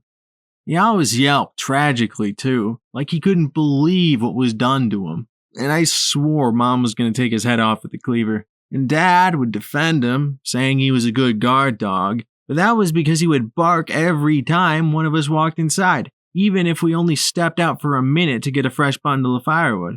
This dog would run from mice but pursue squirrels. And he'd scare himself with his own farts, even when taking a dump. How big was he? She asked, a slight grin curling the corners of her mouth. Oh, he was fairly big. Hereabouts, I'd say. I indicated just above my knees. Now, one day, say 2 weeks after we got Ted, I saw him drop a single turd, kick up some grass, turn around to investigate, sniff it, and lick it up. She shuddered and went, oh, sticking her tongue out in a nicky face, but her smile was genuine. I struggled to finish the story from laughing at the coming punchline. So, after that, we always kept a close eye on him whenever he dropped Dookie, and sure enough, he almost always sniffed it and ate a few of his turds. So, we started calling him Ted, short for turd-eating dog. I couldn't keep it together, and neither could she. It was stupid and juvenile, but I couldn't help it. It took a few moments to regain my composure. So, yeah, Ted was the most pointless, slug-a-bed, nitwitted dog, and we never let him lick our faces again, but we loved turd-eating dog. He was a good boy and part of the family, you know? Friggin' turd-eating dog. She wiped tears of mirth from her eyes, but she still sniffled a bit from earlier. Friggin' turd-eating dog. Sadly, I came to the conclusion of the story.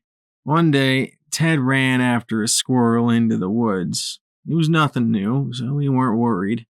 Already, Cassidy's face was falling as she foresaw where the story was going. But he never came back. I sighed. After a few days, I went out looking for him. Eventually, I heard lots of crows and followed the sound, and I found Ted with an arrow sticking out of his stomach. I'd found the blood trail first, and followed it to where he lay at the base of a tree. "Hell, Jack," he said softly and sadly, brushing my hand with her own. "I'm real sorry." "Don't be," I replied. I took a deep breath. The closer I got to my point, the tighter my chest became. I kept that arrow. It was a few years later. I was probably 13, early 14, not long before we came down here. And I was out taking my regular walk through the woods when I passed a hunter on the trail. He had a bow and a quiver full of arrows with the same red crest and cock feather. "What did you do?" she asked softly, warily. "I stalked him and shot him out of his tree and left him where he fell," I confessed, looking fixedly ahead. I heard a sharp intake of breath. No confrontation, no chance to defend himself, no explanation. Just bang. I could see him toppling from the crook he'd sequestered himself in, and hear his scream cut off by a dull thump and crunch of leaf litter. Death out of the trees. "And you know what?" I asked, and she stopped again to look at me. "I don't feel the least bit sorry," I admitted, smiling mirthlessly as I shook my head. Her mouth fell open a bit before she quickly closed it. I just carried on with my walk as if nothing had occurred. I've never lost a wink of sleep over it either, and honestly, I'd do it again. "But why?" she asked, staring searchingly into my eyes, swallowing a few times. That ain't like you." "I know," I said with a shrug. "People have the ability to comprehend cruelty. They can come to terms with it, rationalize what's happening to them, fight back, move on, understand why. All an animal knows is it's scared and in pain. Anyone who hurts something innocent like that for amusement?" I shrugged again, finding it hard to adequately explain that I didn't see them as being people anymore. They were monsters, beneath vermin. You know I'm not one to play God or assert killing is anything other than what it is. But if you're gonna do it to the people who have it coming to them. What I had done went against all my most deeply held convictions concerning justice and morality, and I felt I should be disgusted and ashamed, but I just wasn't. Instead, I felt a cold certainty that what I had done was indeed the right thing. There was no satisfaction or sense of vengeful indulgence, only the mild sensation of relief that comes from getting a minor but unpleasant task over and done with. I planted the shovel in the dirt, taking her by the shoulders. "Look, I wouldn't claim what either of us did was right, but I trust you did what you did for the right reasons. I don't think of you any differently. You're still my partner, and I'll stick by you. All right?" I said, looking down at her and holding her gaze. Her eyes were bigger than I'd ever seen them, and her lips started to tremble. "You're so kind to me," she said, like she was struggling to come to grips with it, impulsively wrapping her arms around me again. "I just try to be the person I'd always wished I'd had," I said awkwardly, patting her on the back. I could feel her spine through her shirt. I felt both pleased and somewhat uncomfortable with our heart-to-heart. My own was thundering in my chest, so I was sure she'd be able to hear it. She was pressing her forehead to my chest so her hat wouldn't fall, and the brim was sticking at my face. And hers too, probably. On the one hand, this was better than the lost and despondent Cassidy of before. On the other, I was afraid I'd let her down. I can only do so much before a social lethargy sets in and I need to withdraw. I had added a dedicated growlery to the mental plan I have of the cabin I hope to build someday, way back when she decided to join me on my glorious quest. That way I could go and brood with a potted plant or something. I'm real sorry I'm not a better friend to you. I am, she said earnestly, and I could hear more tears in her voice. And I don't judge you either. That was no different than killing slavers. Despite myself, I felt relief at hearing that. But I didn't quite agree. I still felt the guilt of knowing they had lives and families, were people like me, regardless of their sins. It easily could have been me taking the big sleep instead of them. Death is final, and all it does is deny anyone the chance to change. Yet, I could overlook that and coolly kill without remorse if given reason, and that haunts me. I am capable of hate, yet I abhor that. It's hard to reconcile. Getting myself to act felt a bit like wading upstream as I gently pulled back. You try and you care. That's what matters, I said as I held her at arm's length. She blushed and smiled in a grateful, puppy-like way. And thanks. I patted the top of her hat and took up the shovel again, starting down the trail and giving Cassidy a moment of privacy to collect herself. That was all the gentility left in me. I felt like a candle melted down to the last few strands of its wick, and I still had to dig a grave.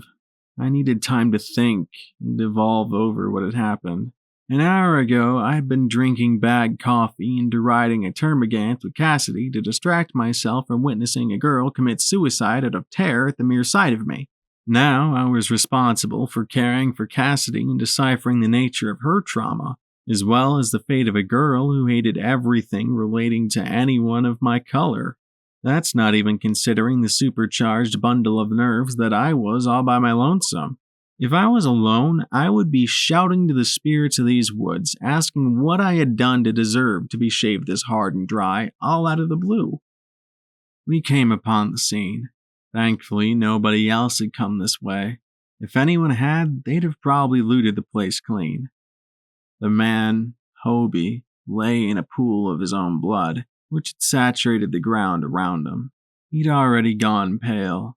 Insects had set in, flies and ants for the most part, crawling around the bullet holes in his face. Cassidy stared at her handiwork, her shoulders sagging miserably. Why don't you go and survey their belongings? I suggested, gesturing to the truck's bed. We are not fucking robbing them too, she said fiercely, rounding on me, looking affronted by the very notion. I suppose my light-fingered pragmatism regarding the dead made that assumption understandable. No, you dipstick, I said, giving her a mildly hurt look. I mean, compile any valuables and stuff Ninny might want in case other folk come sniffing around after we go back. I jerked a thumb at the way we came.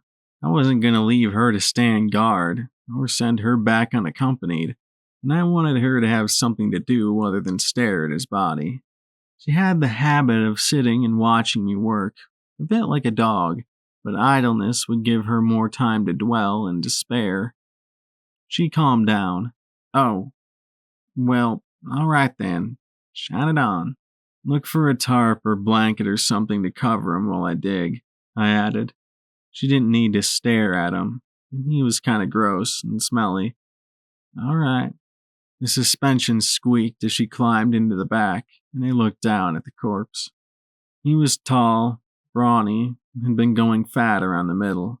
It would be a bitch and a half to move him, but it had to be done. Cassidy found nothing of use in the bed, so what I ended up doing was taking the section of canvas awning and wrapping him in it as a burial shroud, and I ran one of the poles through it to help with dragging him to where I digged the grave. Meanwhile, Cassidy filled his sack with various bits and bobs. It didn't take her long, as he didn't seem to have many valuables, not even many knickknacks. I'd searched Hobie, but all he had was an incorrectly set pocket watch with cracked glass. Cassidy came back with about 5 pounds worth of things, namely a cigar box of small items with Nini's name on it, and an old hand-woven blanket. Nothing but panther piss in there, she'd said as she ran a long cord through the bag's drawstrings, tying it off and putting it over her head to wear the bag like a satchel. As I dug, my muscles began to burn and my back started to ache from stooping, but it felt good to do proper manual labor, like a proper, rugged northern man should. When I was about a foot or so down, I stopped to shrug out of my coat. It was chilly, say 50 degrees, but the work had me feeling hot. I knew that as soon as I stopped, the sweat would make the humid chill significantly more unpleasant, but for now, I enjoyed the labor. "First snow we come upon?" I said, wiping my brow and resettling my hat. "I'm getting naked and laying in it." "Boy, I'm sure keen to see that," Cassidy remarked dryly, sitting against a tree and blanketing herself with my jacket. As I'd begun digging, the sky had become increasingly dark and gray as foul weather rolled in. Cassidy had started to shiver. She pointedly kept her gaze away from Hobie, laying wrapped beside the grave. "Sure you are, you creep," I grunted as I lifted another shovel full of red earth. "So, you gonna tell me who the Farnhams were?" I asked, and she gave me a hard look. "A couple of cunts," she said tersely, scowling away and kicking her heel into the dirt.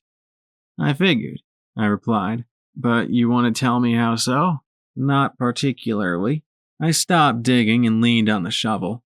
"Jeez, Lou," I said exasperatedly, gesturing to her and letting my arm fall slack against my side.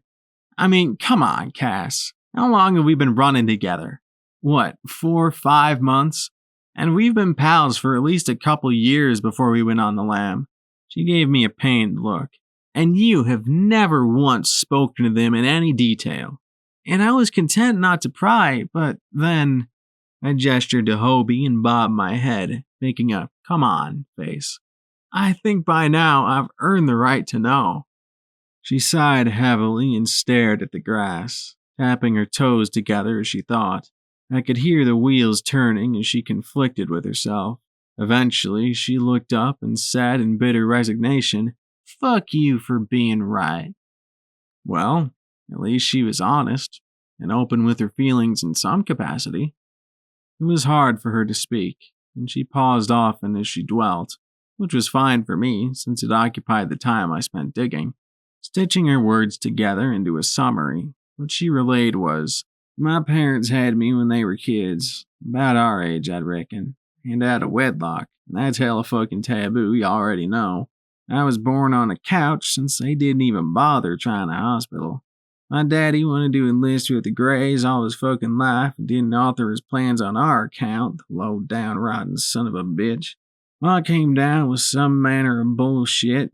Nobody ever did bother to fill her fucking daughter in on just what it was, though. And she died when I was in the single digits. And since Daddy was always out beyond the wall, he set me up with the most wretched fucking custodians ever spawned by the Suncoast. They kept me in the rear of their fucking pantry behind a curtain. No electric for a fan or nothing. So in the summer, it was hotter than a fresh fucked fox in a forest fire. And I'd be sweating so bad it'd feel like I'd piss my cot if I laid there for too long. But there was a window, so I used to sit on the sill in my undies to feel the breeze.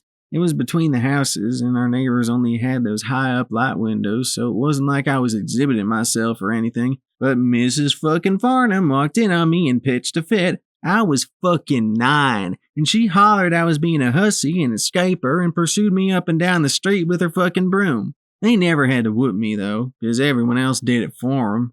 They always filched the allowance Daddy posted me, probably to fund their puffin' habits or something, I don't know. But they usually only fed me a biscuit or an egg for breakfast and a bit of their supper, plus leftovers if there were any. But otherwise, I was left to fend for myself, which resulted in many a kicking of my ass and run-ins with a fucking constabulary. And once the brickety old bitch rifled through my things and found some of my porno mags, some of which were even illicit in the hands of the fairer sex, I'll say, so they threatened me with a fucking conversion every chance they got. cock a fucking hooey 'cause they wouldn't forgo daddy's money. And Mr. Farnham would make the same shitty, "Oh, look, Cassidy's coming out of the closet" joke every fucking morning, and I nearly severed my tongue trying to restrain myself from throttling the annoying cocksucker. From then on, I hid the rest of my mags under the floorboard, and every time I went for them, I'd see my gun and think of murdering the two fucks. She finished with, "And, well, I could deal with it, and it could have been a hell of a lot worse, I know, and I don't like to hone, but it's just that after 7 years, it starts grating on your fucking nerves, you know?" She grinned sheepishly, her pale cheeks pink. Honestly, none of it was a shock to me. I always figured she didn't have the greatest life at home. It's not like you can hide being underfed and regularly banged up. But I'd ask her if she was okay. She'd say she was keeping her copacetic, and that was that. Again, I'd trusted her to come to me if she needed anything, but I guess her stubborn pride or independence, or whatever stupidity had been instilled in her, stopped her from doing so. I set the shovel on the lip of the grave and lifted myself to sit on the edge. It was deep enough. A chill ran down my back. "You don't have to pretend it was any less wrong or shitty than it was, Cass," I said. "Taking it on the chin doesn't make you hard-boiled. It makes you a dummy."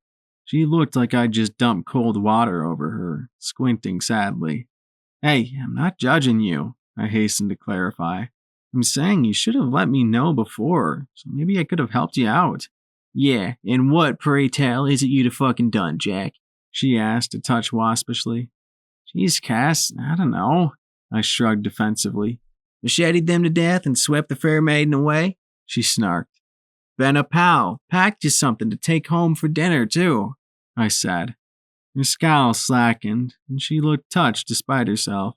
She used to groak and pick bits from my lunch, so eventually I brought extra for her.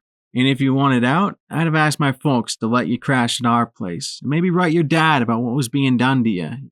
You know, helped you where you couldn't help yourself. What friends are for." "Your ma didn't care for me," she pouted. "She aspersed me as a bally nipper?" Thunder rumbled over the mountains, and she turned her gray eyes to the foreboding, dark sky. "Yeah," I replied with a wry grin, "but it's your most stellar quality, and don't let anyone tell you otherwise, darling. Because with all due respect, my mom can be a snooty old hag about some things." She gave a dry snort. "Yeah, like your pa didn't reckon the same about me." "That's just it, Jack," she said gloomily. "Ain't nobody's gonna believe two piddling kids over the claims of geezers." "Don't be such a doomist," I said as I scooted back and got to my feet. I could feel the humid chill sinking its fangs down to my bones. "What? I'm just keeping it real," she said indignantly. "Life's a bitch, then you croak, usually in a painful and untimely fashion. Get hip to it." I waved her argument aside. If I seriously explained the situation, they'd have listened. She made a show of smiling and shaking her head. "You're so fucking cute when you're naive and simpleton-like." "Yeah, well, I'm not so naive as to think it isn't going to rain on us in the immediate future, so..." I turned to the form of Hobie and the 3-foot grave I dug. It was crummy, but it was the best I had in me under the circumstances. And it's not like he'd care. He was either up in the glittering world, or he'd been sucked out to sea and down to Miyakoto-Lasakwa to feed Timochius. Frankly, I suspected the latter. His corpse was an inconsequential memory either way. Cassidy's fragile humor dissipated like a light bulb blowing out. There was nothing for it but to drag him to the edge and roll him in. He flopped down with a whump, and we both jumped out of our boots when the corpse groaned as if he was still alive. I hadn't dug the hole very neatly, so he was curled awkwardly and not lying flat.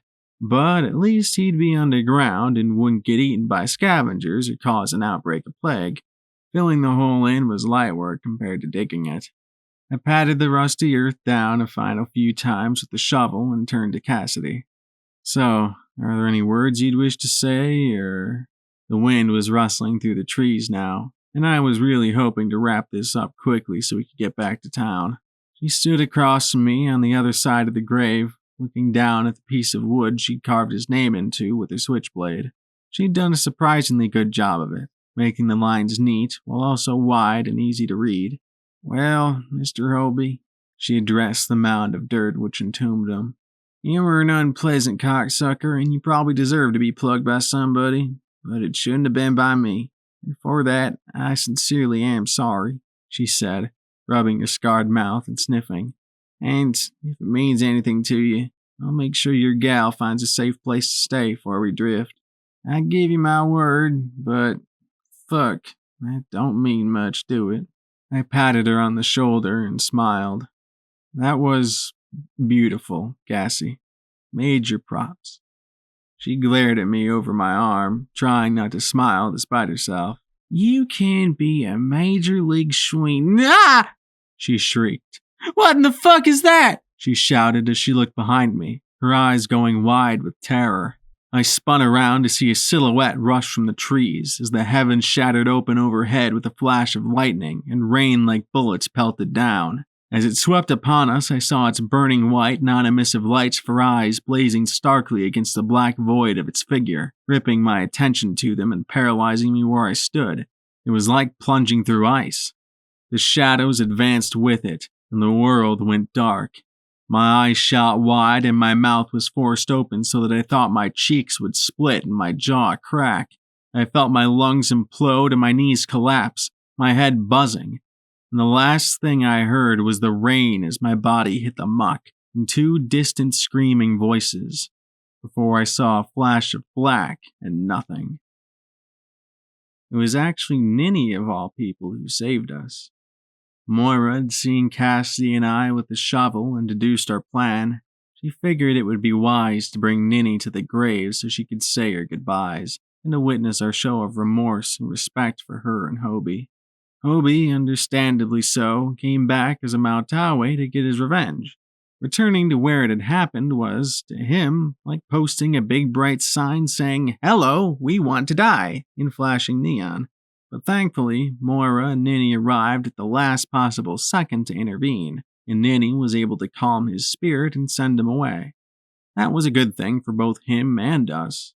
Considering he departed peaceably, he would likely still have a chance to be accepted into Ahuna Tasakwa.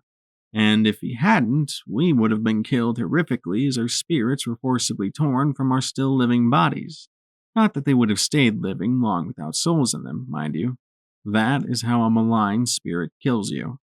No physical trauma, just a slow pulling of your spirit from your mind, which ceases to direct your body to perform the actions that keep it alive.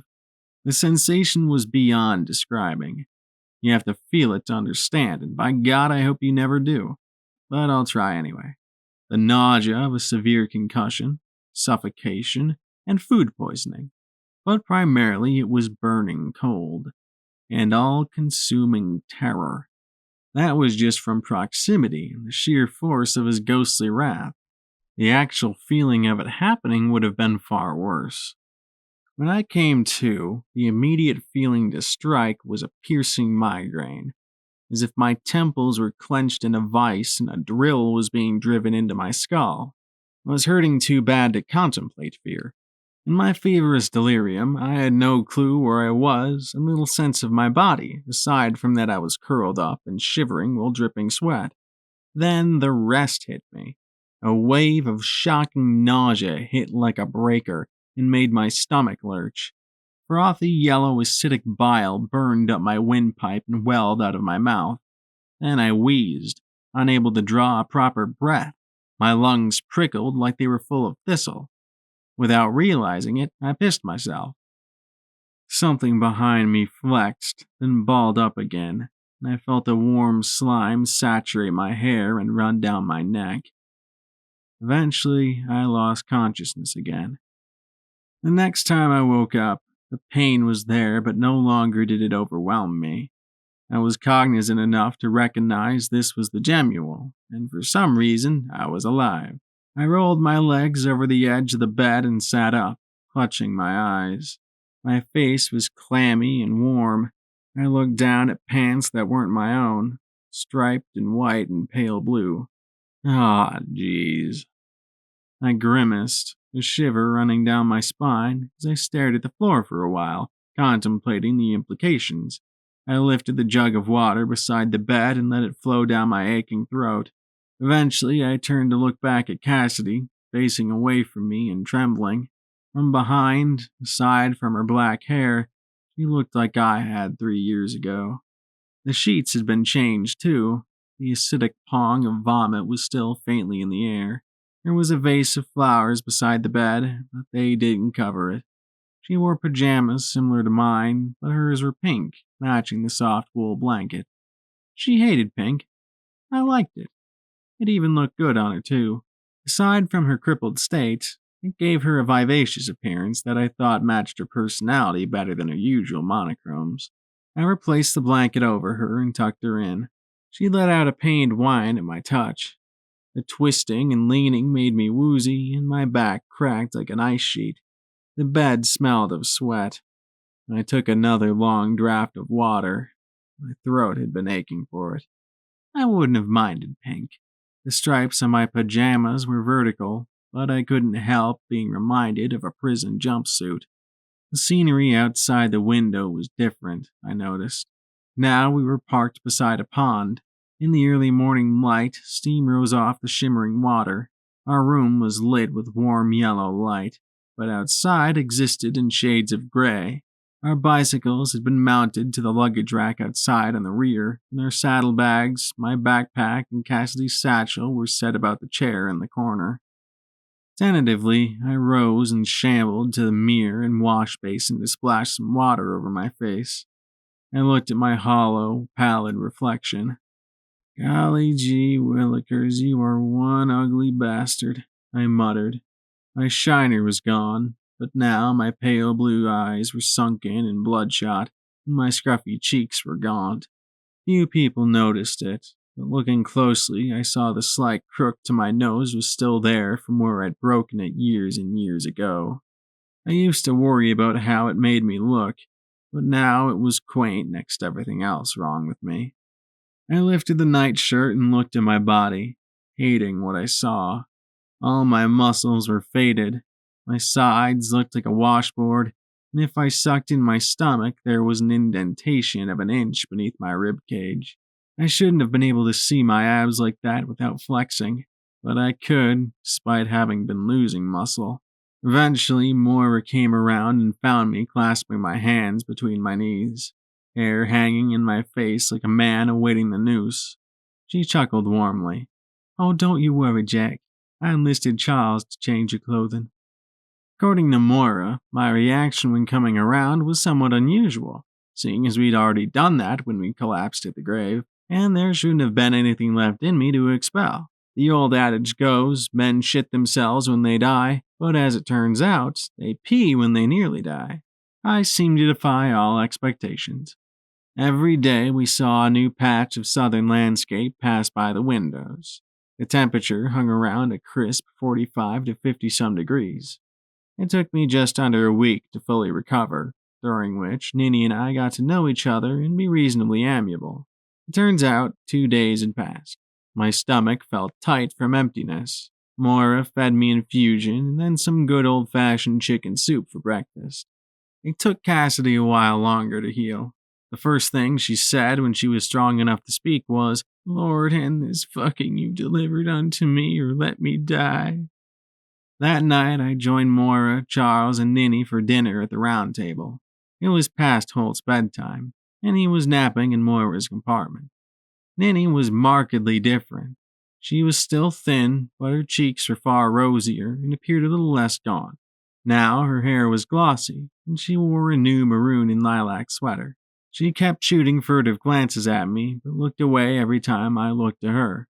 Moira swayed her hips and hummed along to the record player she flipped pork chops in a skillet.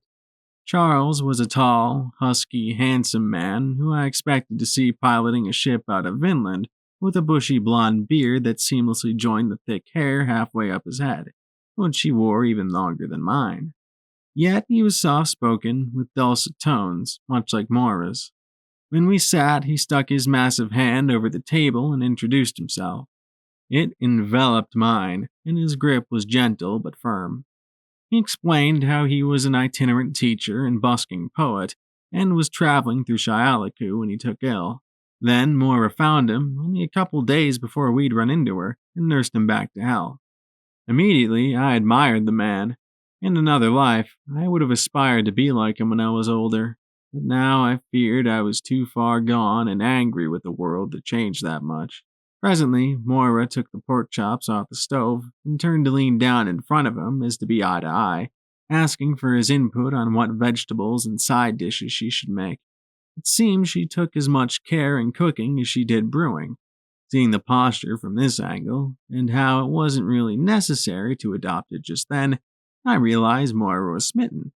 I could see why. Charles was equally as intelligent and sensitive as she, and their skill sets overlapped and filled in the other's deficits. Where she could offer clinical evaluations and draw from her near encyclopedic book knowledge regarding health, he was gifted with a natural intuition regarding emotion and psychology, and that which cannot be codified.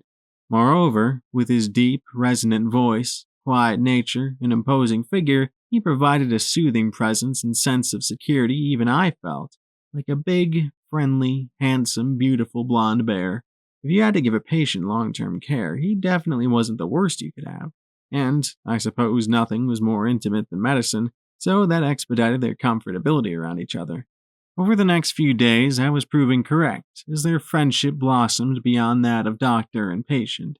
I was willing to bet he was well aware of her crush, and I saw how he looked at her, but he was letting her make the moves. I quietly smiled to myself as I watched them converse, pretending not to notice Ninny's tentative glances. She kept biting her lip, making a face like she really had to pee, and then she'd scowl like she was chastising herself. It was all quite endearing, and part of me wanted to say, "Hey, it's okay. Just tell me what's on your mind." But that'd probably just embarrass her, and I really didn't have it in me. On a good day, I wasn't particularly talkative. So, weak as I was, I preferred to simply play the wallflower. Once everyone had finished eating, Moira announced she had a surprise and went to her compartment, producing a tall, pointed hat like her own for Ninny. The girl's eyes shot wide and she squeaked adorably as Moira passed it to her over the table. Charles and I clapped as she donned it, a huge smile spreading across her doughy face. It turned out all right for her, as Moira had welcomed her to stay and learn the root doctoring trade, which she was glad to do. Now that she had a witch's hat, it was official, and she was to begin her apprenticeship the following morning. It was then that I begged my leave, wishing everyone a good night. As I rose, I went abruptly lightheaded and toppled over in a faint, taking a pot of feverfew with me. The faint served me well, however, as I think my frail state put Ninny more at ease in my company. The following morning, it was she who brought the eggs and toast to our room. Was it worth it? Convincing myself was difficult. Yes, is the rational answer, the one a clear head would make. Not really, is what everything else told me. I laid out my bedroll on the floor beside the bed, and she carefully walked around it even though I was sitting next to Cassidy and reading some of Vic Morton's poems to the room. Whenever I tried to share them when she was awake, she'd call me a dweeb and a sissy boy. But that was because she was an illiterate idiot who couldn't understand them. I laid the book down in my lap and smiled wanly. Cassidy wasn't well enough to move, drifting in and out of consciousness. Moira and I had been trickling water and tisane down her throat. Lucky for me, she'd been given a bedpan and a towel to put under her head. We weren't actually sick in any traditional sense. This was an arcane ailment, bad medicine. Cassidy's killing Hobie had created a negative bond, fueled by the strong emotions of both. Effectively, we had been cursed, and the intimate nature of his malice towards Cassidy had made its effect far worse for her. The affliction we felt was the lingering sensation of his wrath and suffering, not to mention the after effects of the imminent rending of soul from body. Ninny set the plate and glass of water on the bedside table, which was set into the floor, and was awkwardly backing out of the room when I said, "Hold on a moment," and pointing to the sack sitting atop our bags. "We saved some of your belongings." I would have thought she'd have opened it by now, but they must have assumed it belonged to us, or they just forgot about it. Since Moira and Ninny had rushed us back to the Gemule, the truck had been abandoned, and sure enough, someone had taken it by the next day. While I dug, Cassidy collected what things she thought you might like to have. Ninny's eyes went wide and she tentatively approached the little burlap sack sitting on her saddlebags beside Cassidy's satchel.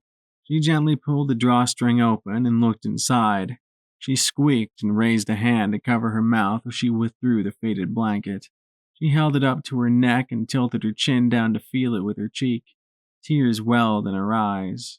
Retrieving the box, she turned and hurriedly left the room. She and Cassidy never really spoke, Cassidy maintaining her distance and Ninny remaining cool and aloof. However, I felt a sort of understanding and acceptance between them, or at least a lack of any lingering animosity on Ninny's part. Cassidy hadn't been quiet outside her door, so Ninny heard what she'd said and her crying. However, that night, Ninny did work up the courage to speak with me, her small talk quickly turning to her asking about Chameleon, the railroad, and the Northwoods. I've never truly been at home since I left, I'd explained. A part of me is left displaced and unfulfilled. Once I had, she quietly nodded. I hope you find your home again someday, she said. She turned her eyes away as she fought to find the words for what she wanted to tell me. I'm sorry for what I said about you. You've all been kind and I'm so very confused. It's all right. You're already forgiven. Like I said, you weren't saying it to me. You were saying it to who you thought I was. And given everything, I wouldn't hold that against you. Tell Cassidy I'm grateful she saved my belongings, please, she said with rigid and forced formality. Clearly, she'd practiced these words in her head for a while. My parents wove that blanket for me when I was a child. It's all I have left of them, so it means a great deal to me. She already knows, I smiled sadly. Her parents are gone from her life, and her hat was a gift from her dad. That's how she knew. That night, Cassidy announced her return to the land of the living by throwing up on me again. From then on, given the tight quarters, we mostly stayed in our room to allow Ninny space and privacy while she settled in. Cass and Ninny were understandably uncomfortable in each other's company, and I didn't want Cassidy to have to be alone. I wanted to be alone, though. Desperately. Ninny didn't miss me, having the excitement of learning from Moira occupying most of her time. In fact, she also really hit it off with Charles by playing dominoes, checkers, and eventually him teaching her how to play cribbage in the evenings. All this was under Holt's supervision, of course. It was sweet to see them sitting across from each other, pondering their games whenever I did come out to say hello. Ninny also set about sewing the brim of her witch's hat to the crown of Hobie's bowler to make a hat that was truly her own, as well as reading up on native herb lore. At one point, she excitedly pulled me aside on my way to the bathroom to tell me about a particular remedy that came from natives and Vinlandic explorers meeting in Lakeland and sharing their knowledge. I was happy to see her settling in. Being stuck to our little cabin wasn't so bad, though. Actually, it was pretty nice. It gave us time to relax by playing blackjack and razzing each other, but also to talk more freely into the nights without fear as the Gemule crept across the mutilated land, town by town, slowly heading north between the mountains and the big river which would guide us home. But in the days and weeks following what had happened, and in the quiet hours when my body ached and my tired eyes burned, my mind raced.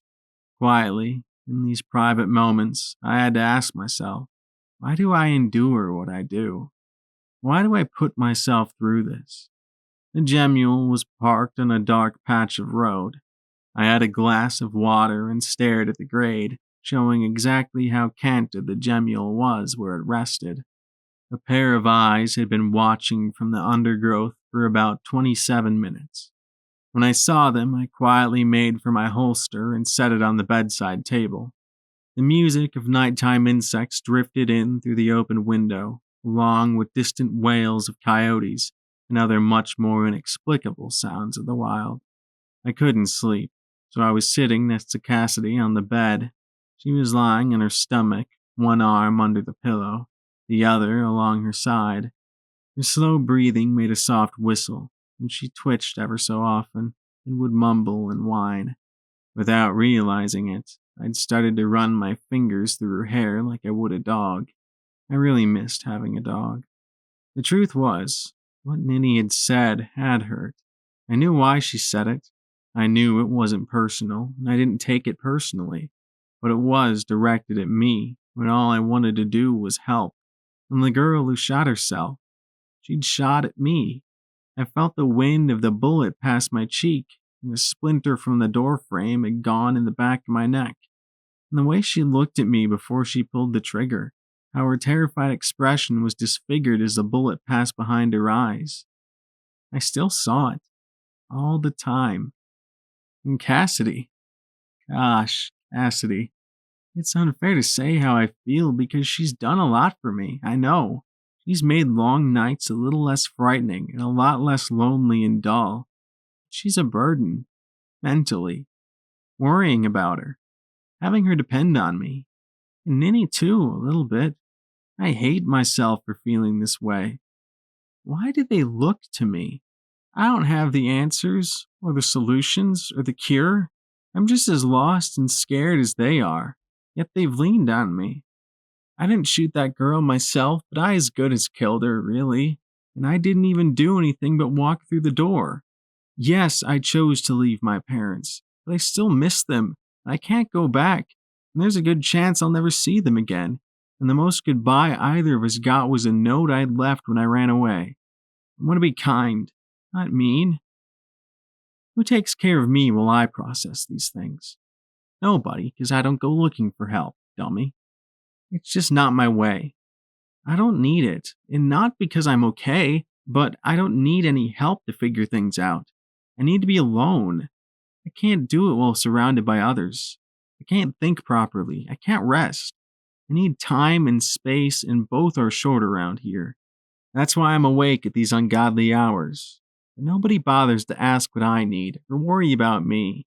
I guess helping and bearing it is what's expected of me. I'm older. I'm bigger, stronger. I'm the man. It's my job. But fuck all that bullshit and what other people expect of me. I don't live for them. I live for me. So should I run off in the night again for a while and take some time for me? Lord knows I need and deserve it after all I've done here. I want to. What I've shouldered to help others heal. I'm not like Moira. I'm too young for this. I'm tired. I'm really, really tired. Why do I do this to myself? I held my face and groaned, sinking down the headboard. I wanted to cry, but no tears would come. I was too tired. I heard Cassidy mumble something and shift. I looked down to see her lifting her head. She blinked up at me a moment with glazed eyes, before she scooted closer and put her head back down with a sleepy groan.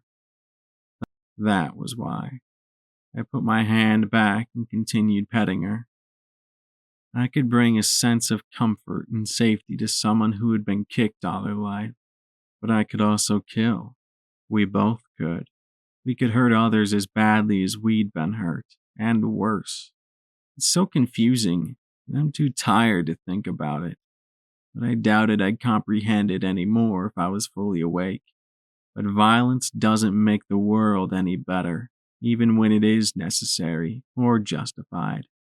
Killing can extinguish evil, but it never brings any good. Moments like this, though, they do. Of that, I was sure. I couldn't run out on her. It was hard, and I'm hurting to do it, but it's right, and I can. That's the only reason I should need. You're partners, thick or thin. I couldn't just walk away or give up. No matter how tired I was, I couldn't live with myself if I did. Or at least I don't want to be the type of person who could. She needed me, and even if it's a burden, it's also a privilege to have people have enough faith to depend on you. I had to at least try, and I would until I couldn't. And at that point, when I needed her most, I hoped she would.